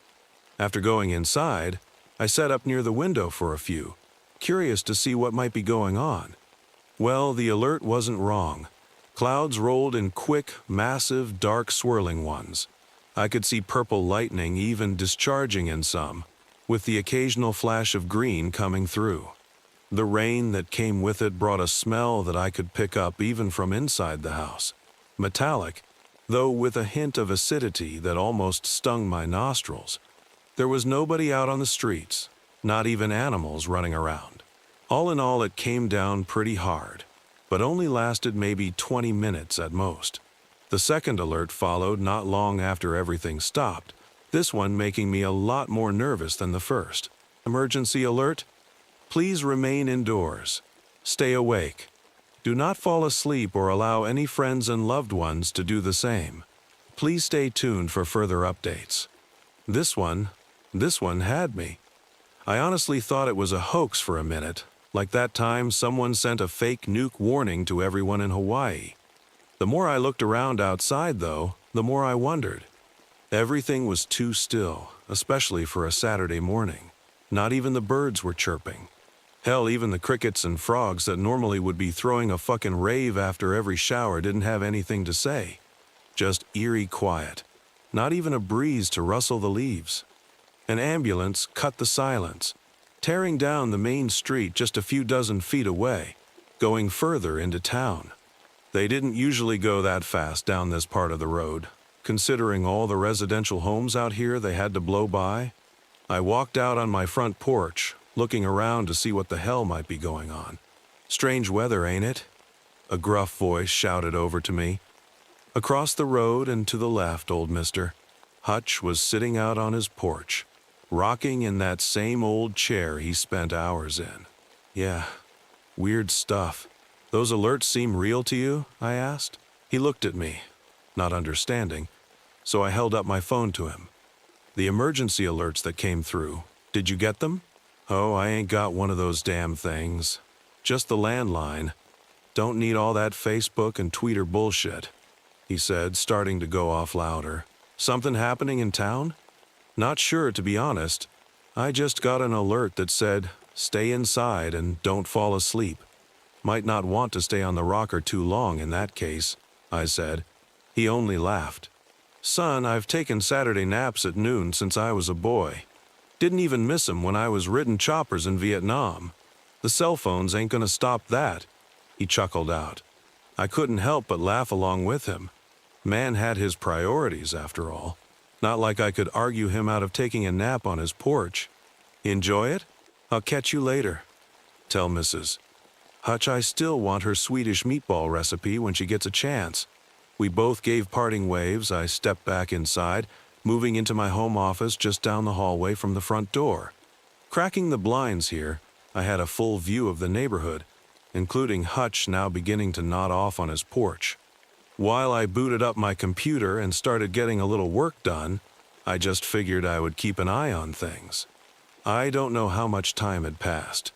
Maybe minutes, maybe an hour at most, but I started noticing him kind of jerking around in the seat.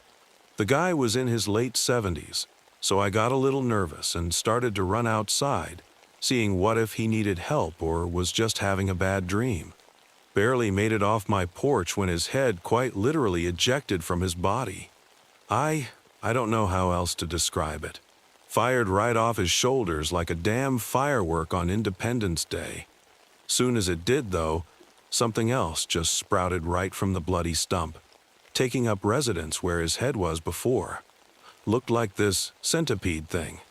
Tons of spindly legs coming out of the sides, with one huge hexic eye right in the center.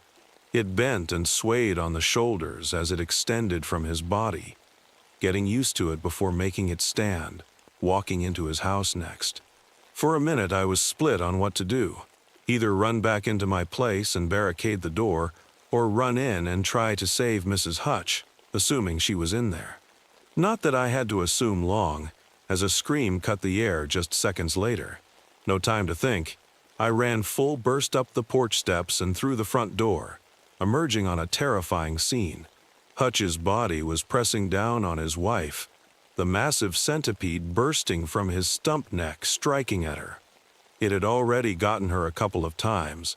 Dozens of sharp tendrils extending from the mouth of the thing had nicked at her skin. Apparently that's all it took.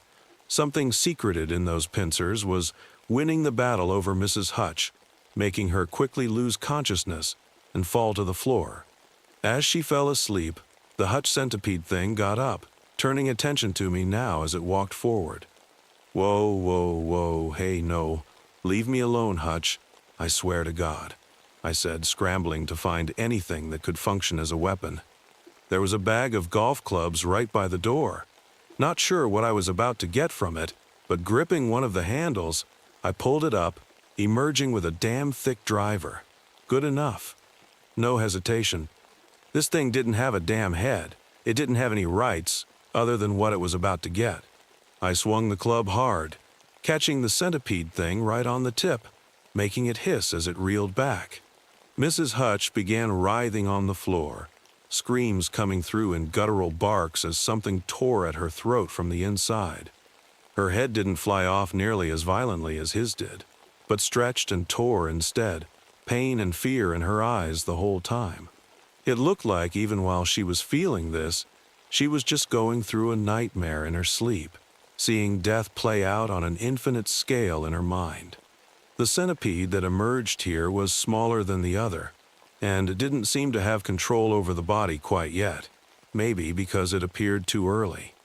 Either way, Hutch was still bearing down on me, so I swung again, this time retreating for the door, desperate to get to safety. Backing through the door nearly caused me to trip over the threshold, swinging once more at the terrifying bug as it lashed out at me. This time it caught my swing, twisting around the club in order to take it away from me, as arms raised to grab onto whatever of me it could reach. Stumbling probably saved my life, giving me a slight distance to turn and start running down steps, back over to my house. Clouds were still obscuring the sky above, fresh flashes of lightning beginning to go off above. Something was in the air, different than after any other storm, and the sound of screams began to reach me faintly over the still air.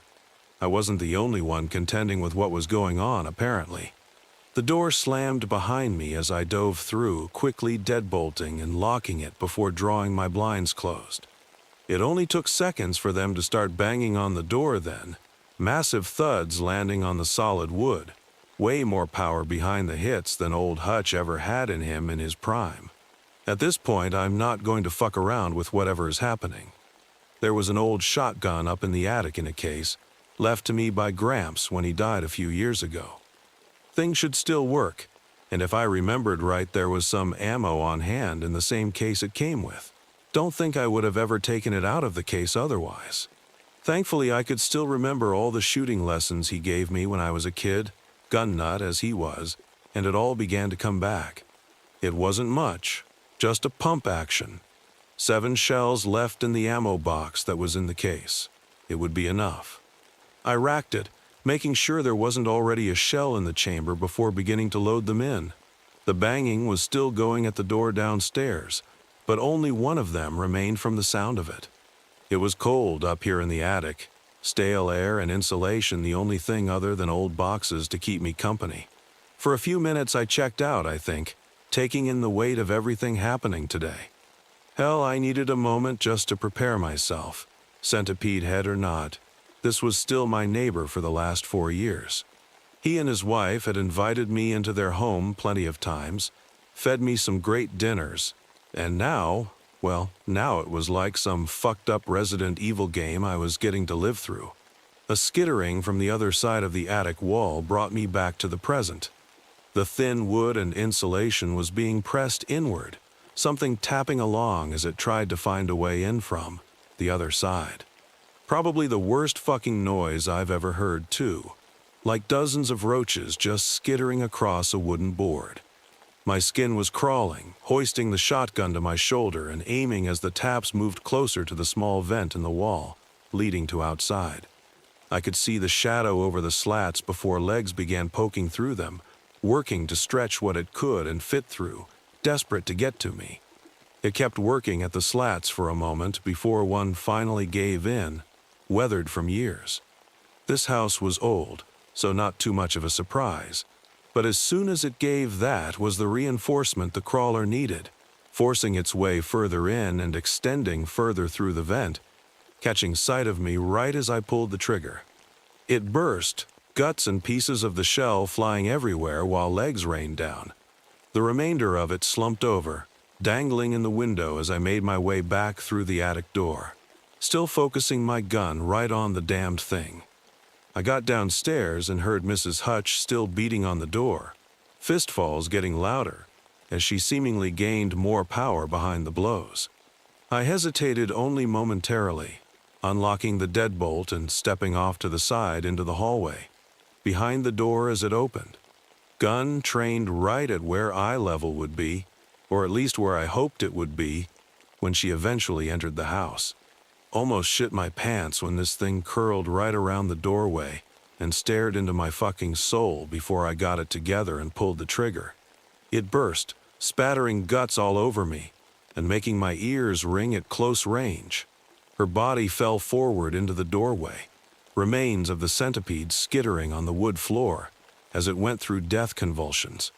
I stepped out, partially to see if anyone else came out on hearing the noise, and partially to see what had happened to Hutch's body. The answer was slumped on the lawn right by the wall, centipede extended all the way up and through the attic vent. His body wasn't even able to fall completely, with the centipede holding it up, likely at the limit it could stretch. Legs ran the entire length of it, making me shiver just looking. Grabbing Mrs. Hutch's ankles, I pulled her back out onto the lawn, getting her out of the way so I could close the door and relock it. Without the worry of what the hell it might do to me, I was able to look closer at it now, seeing that the centipede I had thought it was is actually something much worse. Every segment of the thing was part of her spine, vertebrae growing over each other as it extended out of her stump neck.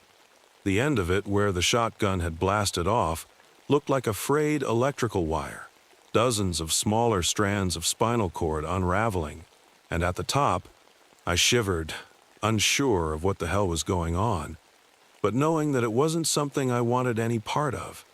The door slammed behind me. This time, though, I took a few other safety measures, pushing the recliner from the living room against the door frame to block it. Tried calling EMS to see if there was anyone that would even pick up, but sirens were blaring through the still air, mixing with far-off screams as more of the town began to contend with what was happening.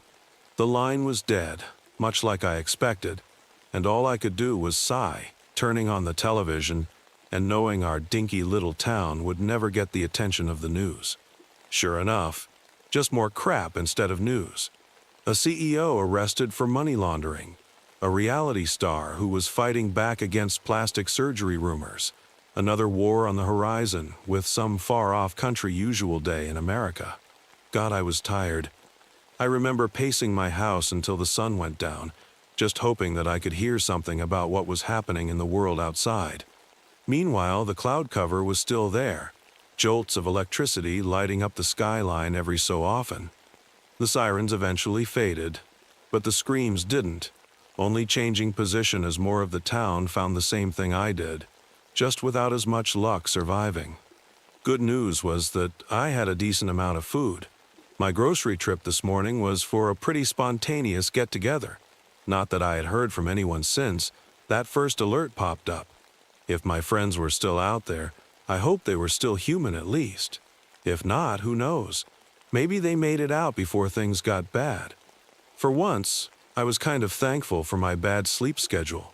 Insomnia was something I've struggled with on and off my entire life, going whole nights without sleep at some points and just segueing into the next day. Not sleeping wasn't too much of a challenge for me, for a while anyway. Eventually, I just drew the blinds and tried to find something to do to keep my mind occupied, hoping some alert would come through, telling me that everything was okay now and it was just I don't know. Nothing about this would fit into any natural explanation. Who knows? Maybe it's still all a dream and I'm just asleep in bed, unaware that my alarm's gone off at this point. Wishful thinking, of course. Around 2 in the morning, someone set one of the houses down the street on fire.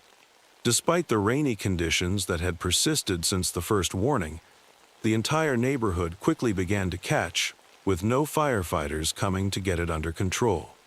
I was nearly dozing off in my living room, television on loud to hopefully keep me awake with the noise. Figured with where it was relative to the street outside, the sound wouldn't reach too terribly far, giving me some safety. I only realized the fire was going when I started to smell the smoke. Looking out the front window revealed it had already jumped pretty far, only about 2 houses away from me. I was going to need to get the hell out of here or face the flames. Took everything I could, shotgun, a little cooler of food I threw together that could easily be eaten without prep, some medical supplies from the bathroom, loaded it all up in the car and hit the road. It only took me about 5 minutes of driving to reach the edge of town and realize things were far, far more fucked than I had originally believed. Cue my fucking surprise when I'm driving along the highway, going slower than normal thankfully because I wanted to be vigilant, and I run my car smack into a solid goddamn wall.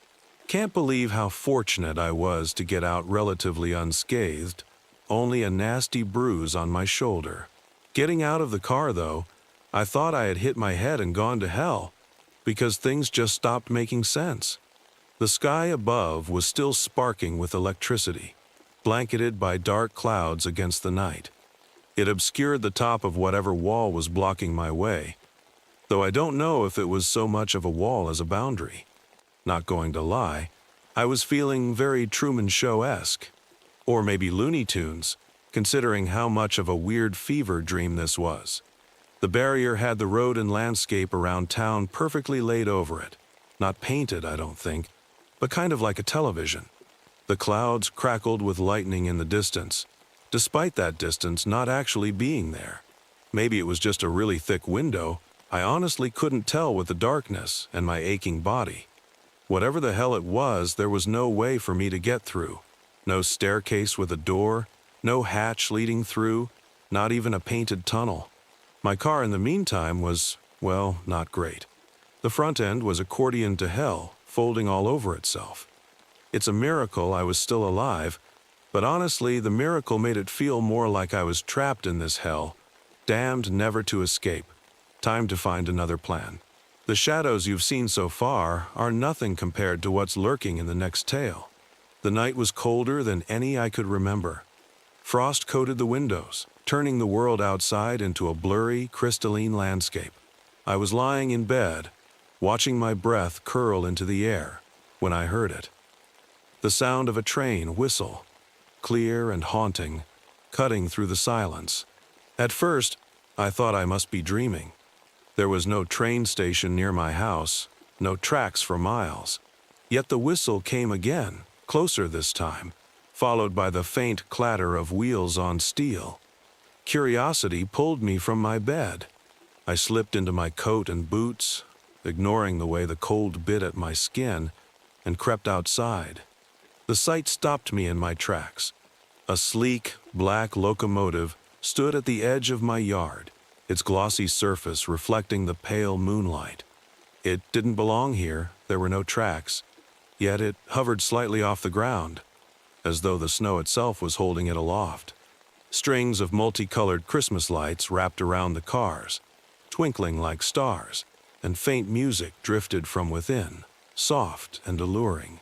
The train seemed alive, humming with an energy that made my heart race. A single word was scrawled in ornate gold lettering across the engine side: Noelium.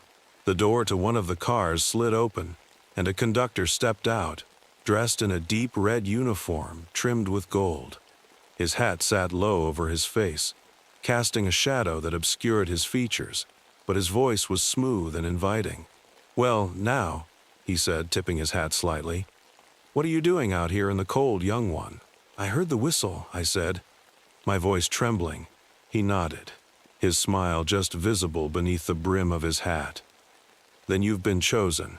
The Noelium only comes for those with the spirit of Christmas in their hearts." My chest swelled with a mix of pride and excitement. The spirit of Christmas? That was me. I loved everything about it. The lights, the music, the presents under the tree. This train must be something special, like Santa's sleigh come to life. "Where does it go?" I asked. "To the heart of the North Pole," the conductor replied. "A place of wonders beyond your wildest dreams." He extended a gloved hand toward me. "Will you come aboard?" I hesitated, the excitement warring with a flicker of unease. But when I glanced back at my dark, quiet house, I felt an inexplicable pull toward the train. The music grew louder, more enchanting, as if it were calling just for me. Before I knew it, I was stepping forward, my hand slipping into his. The conductor's grip was firm and cold, like ice, but he helped me up with surprising ease. As the door slid shut behind me, the train jolted to life, its whistle piercing the night as it surged forward into the darkness. The car I entered was like something out of a dream. Garland and tinsel hung from the ceiling, shimmering in the soft glow of flickering lanterns. A long table ran down the center, laden with gingerbread houses, steaming mugs of cocoa, and candy canes as tall as me. Other children sat around the table, their faces glowing with wonder as they chatted and laughed. "Help yourself," the conductor said, gesturing toward the feast. "Everything here is for you." I hesitated, scanning the faces of the other children. Something about them seemed off. Their smiles were too wide, their laughter too loud. They weren't eating or drinking, just sitting there, as if waiting for something. Still, the aroma of the cocoa was irresistible.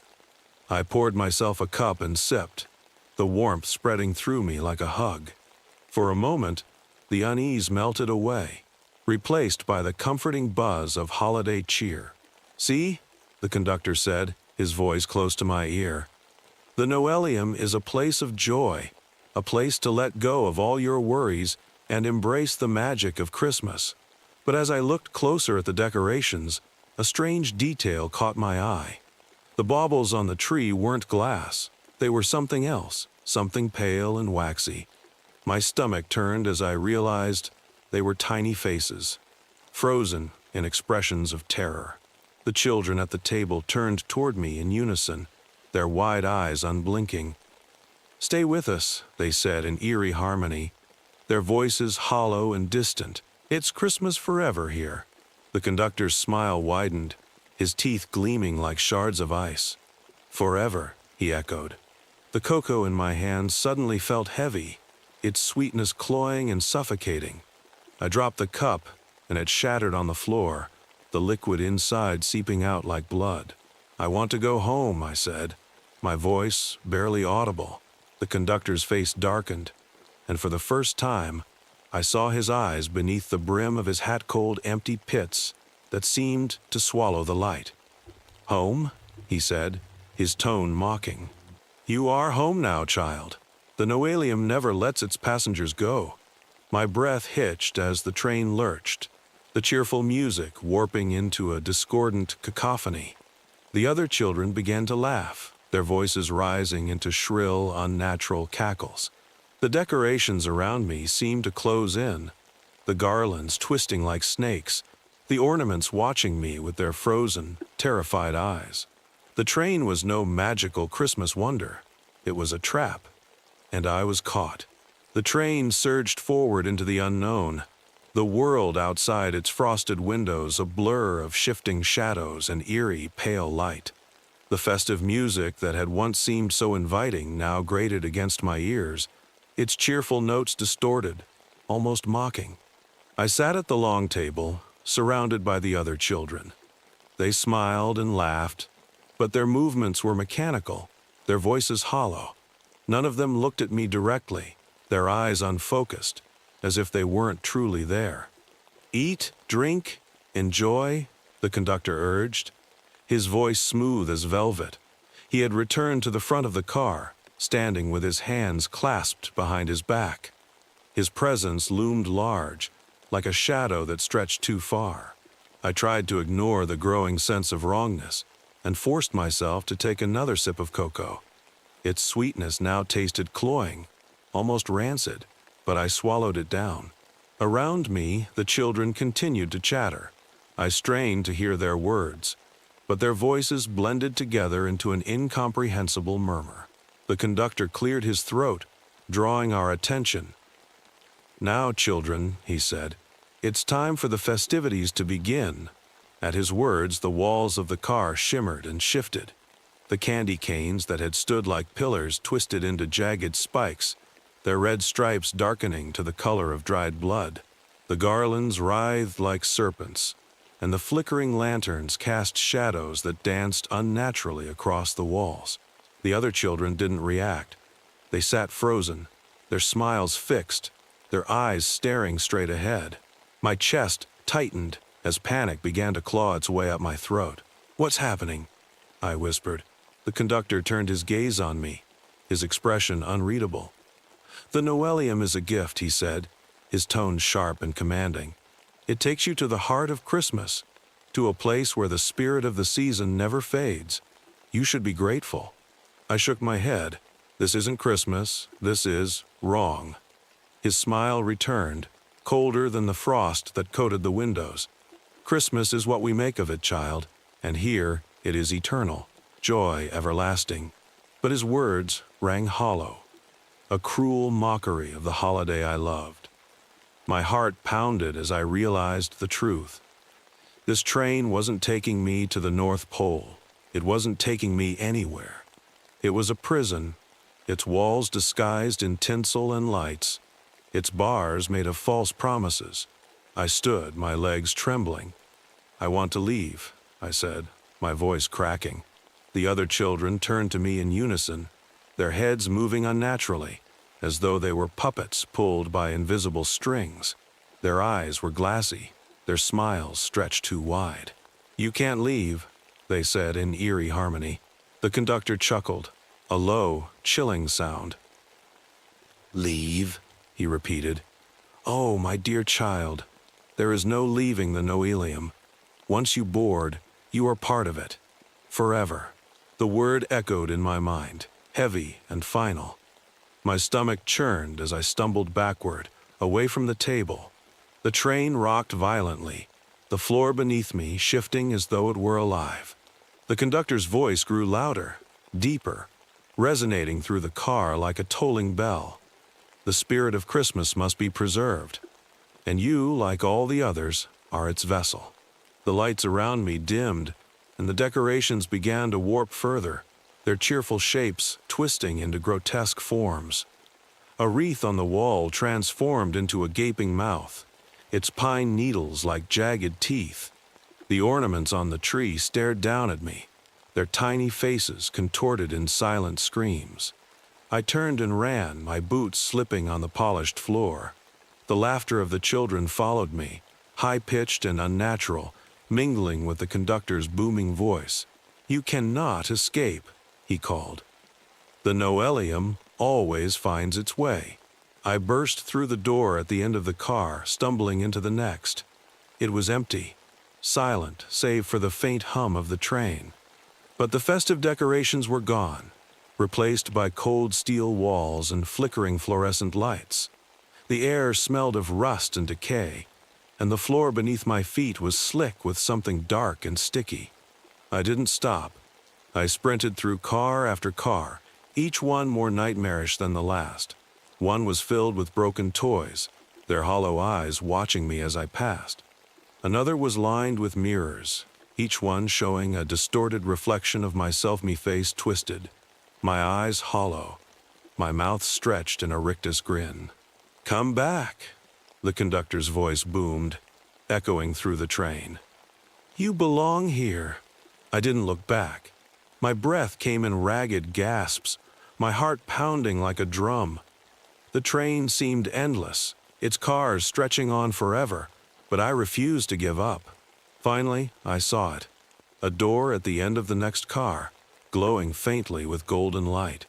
Hope flared in my chest as I reached for it, my fingers brushing the cold metal handle. But as I pulled the door open, a hand clamped down on my shoulder. "Where do you think you're going?" I froze, my blood turning to ice. It was the conductor. That was unsettling, wasn't it? What's next is downright horrifying. Julia watched the stream of coffee fall into the officer's cup, wondering if what he had just said was nothing more than a bad joke. Unable to react, an odd coldness growing inside her, she crossed her arms to warm up, but all she felt were the patches of cold, dried blood on her shirt. The only sound breaking the silence in the police station was the coffee machine, lasting only a few brief seconds. Indifferent now to the inquisitive gazes of the men standing beside her, Julia waited for Officer Fuentes to speak again, even though she knew she would have preferred to watch that thread of coffee fall forever. "So, do you want to explain yourself?" There was nothing to explain. She knew that no matter how hard she tried, nothing would sound reasonable to anyone else's ears except her own. Still, without wanting to, her mouth began to move, and a strangely fragile, unfamiliar voice started to speak. "I met him by the river, on the outskirts. It was the Santos River, a winding line that divided the more than 2,000 kilometers of forest surrounding the eponymous town. She had never passed through that area, nor had she been interested in seeing a river she had only heard typical things about, before that warm Friday afternoon, at the end of another school year. Despite being the target of insults and mistreatment from her classmates throughout the year, nothing had prepared her for what they had planned for her that day. They were going to make sure that people like her never set foot in the school again. A group of students, with the teacher's permission, had gotten the keys to the classroom and locked the doors before Julia could leave. What followed could only be remembered as a series of fleeting images and sensations that her mind had preferred to bury. Thousands of hands holding her down, markers piercing her skin, scissors cutting her clothes. By some miracle, she had managed to escape that hell and jump through the window before her captors could catch her. She ran through several unfamiliar streets, pushing her way through a crowd of people shouting curses and attempting to land a few punches. Despite this, she reached the forest and, finding no other option, decided to take refuge there, both from the scolding she would receive from her father and from the gangs that came out at dusk. At one point, she had reached the Santo River, drawn by its murmur, and fell into a deep sleep. Later that night, she was awoken by the sound of a voice. When she opened her eyes, Julia saw the figure of a thin, ragged boy beside her. He tried to approach her, adjusting his square glasses, to which Julia threatened to throw a stone. She asked who he was and what he wanted. The boy, silent as a stone, did not respond. It wasn't until Julia let go of the stone that he spoke, if that tiny, brief voice could even be called speech.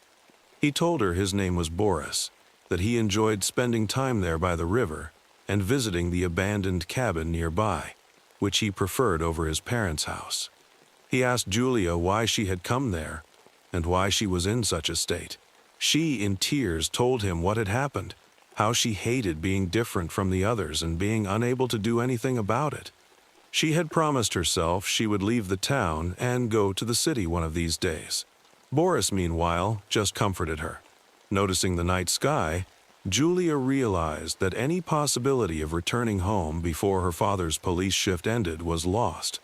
She had heard that the gangs that came out at that hour targeted people like her and made them disappear. She didn't remember ever having met one, aside from her mother, and since she had died, she had lost hope of ever meeting one again. Despite this, Boris, who had heard the stories as well, offered to help her. After bringing a blanket and a bat from the cabin, he covered Julia, moved by the gesture, and together they left the forest and made their way back to town. Fortunately, that night, Julia managed to get home in time. In the following days, Julia took every opportunity she had to go to the river. For the first time in her life, she had made a friend, a real one. Since she could remember, the only person she had been able to talk to without fear of being judged was her father, though she still remembered the countless times in the market or park when he had made an effort to distance himself from her while interacting with others. With Boris, it was different. In those first days, they could talk about anything for hours and hours, though she always led the conversation, with their feet submerged in the cold river water, with nothing but the arrival of night interrupting them. By the river, she couldn't be hurt. She was safe from the gazes, words, and hands. Eventually, deep things, repressed emotions, became routine, at least for Julia. For Boris, it was easy to listen, but he never talked more than about his breakfast that day or his rock collection. Moreover, he seemed to not enjoy much physical contact. Every time Julia tried to get closer, he would pull away, and he didn't respond well to friendly punches or even greetings. Still, there was one thing they both agreed on. After the incident at school, Julia held on to her decision to leave the town, and together with Boris, she started saving money for what would be the most important day of her life. Every day, without fail, they would put a coin in a jar that Boris used to collect stones. At first, they were content with tips from their parents or coins they found under furniture. But it didn't take long for them to realize that they would need more than that to reach their goal. The first coin Julia stole from her father was from his desk, the change from some insignificant purchase. She felt that being the daughter of a police officer somehow gave her a certain freedom to do some things, and what began as a couple of coins quickly turned into bills. She never knew how Boris got his share, but at that moment, it only mattered that he did. One morning, Julia found Boris walking along the riverbank, muttering things to himself. With a strange excitement, he told her that he had an idea that would solve all their problems. He spoke of Libertad Street, on the other side of town, where there was the only gas station they had. The owners would leave their son in charge that night, a boy who was not all that bright.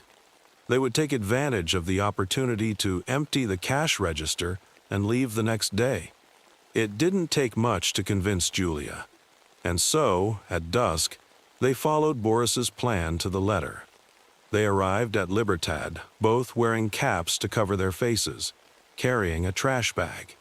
The deplorable state of that part of town was evident. Julia noticed the piles of trash, the burnt poles and the thousands of papers stuck to every inch of walls and doors, faded by time, with a few illegible words in red being the only thing distinguishable. Thick letters that spelled a curse to the image of something wicked, now practically invisible. Seeing all this only made them hurry. They entered the gas station, distracted the poor boy in charge without much difficulty, and in less than 5 minutes, left the place with a bag of bills. Julia hid them under her bed at home, waiting for the right moment to use them. However, the right moment wouldn't come soon. When Julia was ready to leave, Boris wasn't. And when Boris was ready, Julia no longer was. A week passed like this. postponing her departure for the smallest reasons just to save her one more day of the comfort of routine. Meanwhile, the tickets continued to wrinkle under Julia's bed. One sunny morning, while cleaning one of her windows, Julia noticed a figure lurking behind the tree in her garden. She told Boris about it during one of their daily meetings. She could tell it worried him by the quick change in his expression and what he said. He told her he had suspected something was off with that gas station, but hadn't believed it was true. He had heard that one of the most dangerous gangs in town, the Blue Brothers, had been seen on Libertad Street. It was likely they'd already taken over the gas station and were looking for the culprits behind the robbery. Boris urged Julia to close all the curtains and leave for the city as soon as possible. Understanding the danger she was in, Julia knew her repeated delays had to end. She'd go home and pack her things once and for all. Before leaving, she told Boris she would see him the next day at the same place to coordinate their trip together. He gave a small smile and simply said yes. The first thing she did was close the curtains. She spent the whole night packing every piece of clothing, book, and ticket she had, hiding her only suitcase under the bed. When she finished, she intended to sleep, but then she heard someone knock at the front door. Cautiously, feeling a chill run through her body, she went to check. In the living room, her father slept in his armchair with the TV on, showing a news program filled with shouting. Julia found a note at the bottom of the door. "We found you." She couldn't sleep the rest of the night. The next day, Boris reviewed the message, which only confirmed his suspicions. He asked Julia if she was ready to leave, if she knew the way, and how to survive outside. She said yes. She felt ready, but that feeling only terrified her. The rest of the day they avoided talking about the subject, instead laughing and discussing the city and what awaited them. Julia thought about the ice creams, all the flavors. She would never have to be kicked out of ice cream shops again or only taste the ice creams thrown at her, falling to the ground. Boris listened to her all afternoon without saying a word. He nodded, smiled, and rubbed his hands. As evening fell, Julia asked Boris to walk her home before saying goodbye, but he had to refuse. He needed to return home soon that time. Walking quickly through the streets of Santo, Julia couldn't remember feeling so vulnerable since the incident at school. The blurry papers on the walls and the burned debris from darker times never made her feel so sick. She managed to read one of the papiers. The word fuck had never been so clear. Another one wasn't so different. Lice. Then another one. Shit. Kill. Deed. She turned onto the street that led to her house and spotted a familiar figure in the distance. When she realized who it was, her body froze. Behind that figure, 3 others came into view, and together, they began running towards her. Julia turned around and saw 3 more figures approaching. Surrounded by the group, Julia braced for the worst. The first person she saw was the first to approach. He was a young, thin guy, wearing a leather jacket and a blue bandana tied around his left arm. In a quick movement, he grabbed her by the hair with one hand, and they all started laughing. After shouting some horrible words Julia preferred not to remember, he threw her to the ground and began kicking her repeatedly all over her body, amidst a wave of insults and mockery. On the ground, trembling from the pain, she looked up, and a flash of light blinded her before she lost consciousness. She spent 3 days in bed recovering from her injuries. Her father had found her bleeding on the ground, in the rain. It caused him great pain to see her in that state, but he chose to keep the incident a secret. He brought her food to bed and checked on her constantly, and Julia, feeling the suitcase on her back, couldn't look him in the eye or speak to him. On the 4th day, a Friday morning, Julia took her suitcase and left the house without waking her father. She planned to spend the whole day by the river, waiting for Boris to arrive. She heard him approach after a few hours. Seeing her injuries, Boris, perplexed, came over to check on her but didn't touch her. He bombarded her with questions that Julia didn't bother answering. She just assured him that she was fine, that it had been an accident. She hadn't come just to inspire sympathy. She showed him the suitcase and the tickets inside.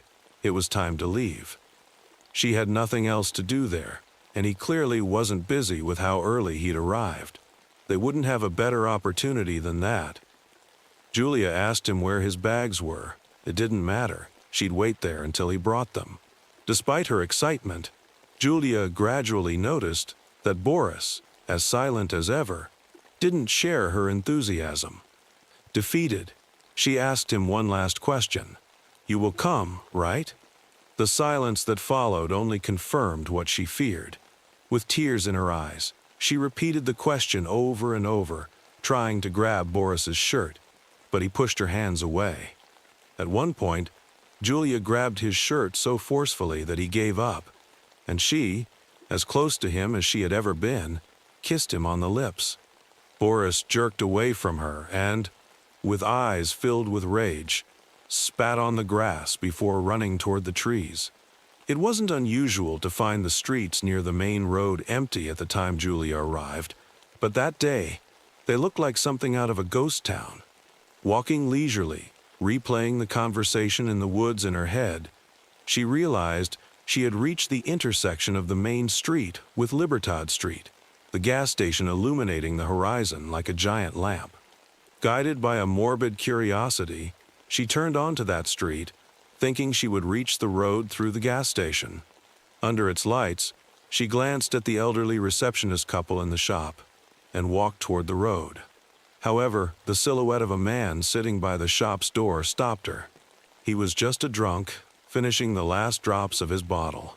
But when his arm entered the light, and she noticed the blue bandana tied to it, a bitter sensation grew in her mouth, and she couldn't bear to keep watching any longer.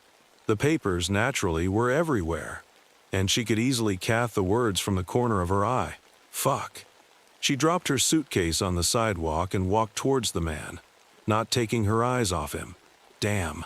She grabbed his shirt and lifted him with all her strength to see his face. It was him. The same guy who had beaten her senseless. Kill. Kill. Kill. She dragged him several meters into the darkness and began kicking him in the stomach, not holding back. He barely tried to defend himself with his bottle. Julia took it from his hands, smashed it on the ground, and drove it into the guy's stomach, making him groan in intense pain. Without pausing to think, in a state of irrationality, Julia stabbed him with the bottle so many times that sprays of blood splattered all over his white shirt. Even at the gas station, the guy's and Julia's gut-wrenching screams could be heard. Someone called the police, and within minutes, they ended that bloody scene. And you brought me here. That's it. Officer Fuentes takes the last sip of his coffee and lets out a small laugh. He glances at the body in the next room without saying a word. Tired of the officer's silence, Julia demands an answer. That's why I'm asking you to tell me the man's name.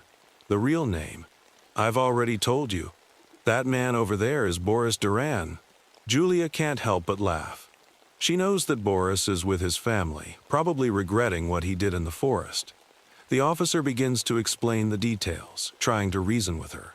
He tells her about his criminal background, his connections, his modus operandi, and how he managed to deceive her for so long. But Julia doesn't listen. She thinks of Boris, regretting what he did in the forest, crying in his bed like a baby. He always was a baby.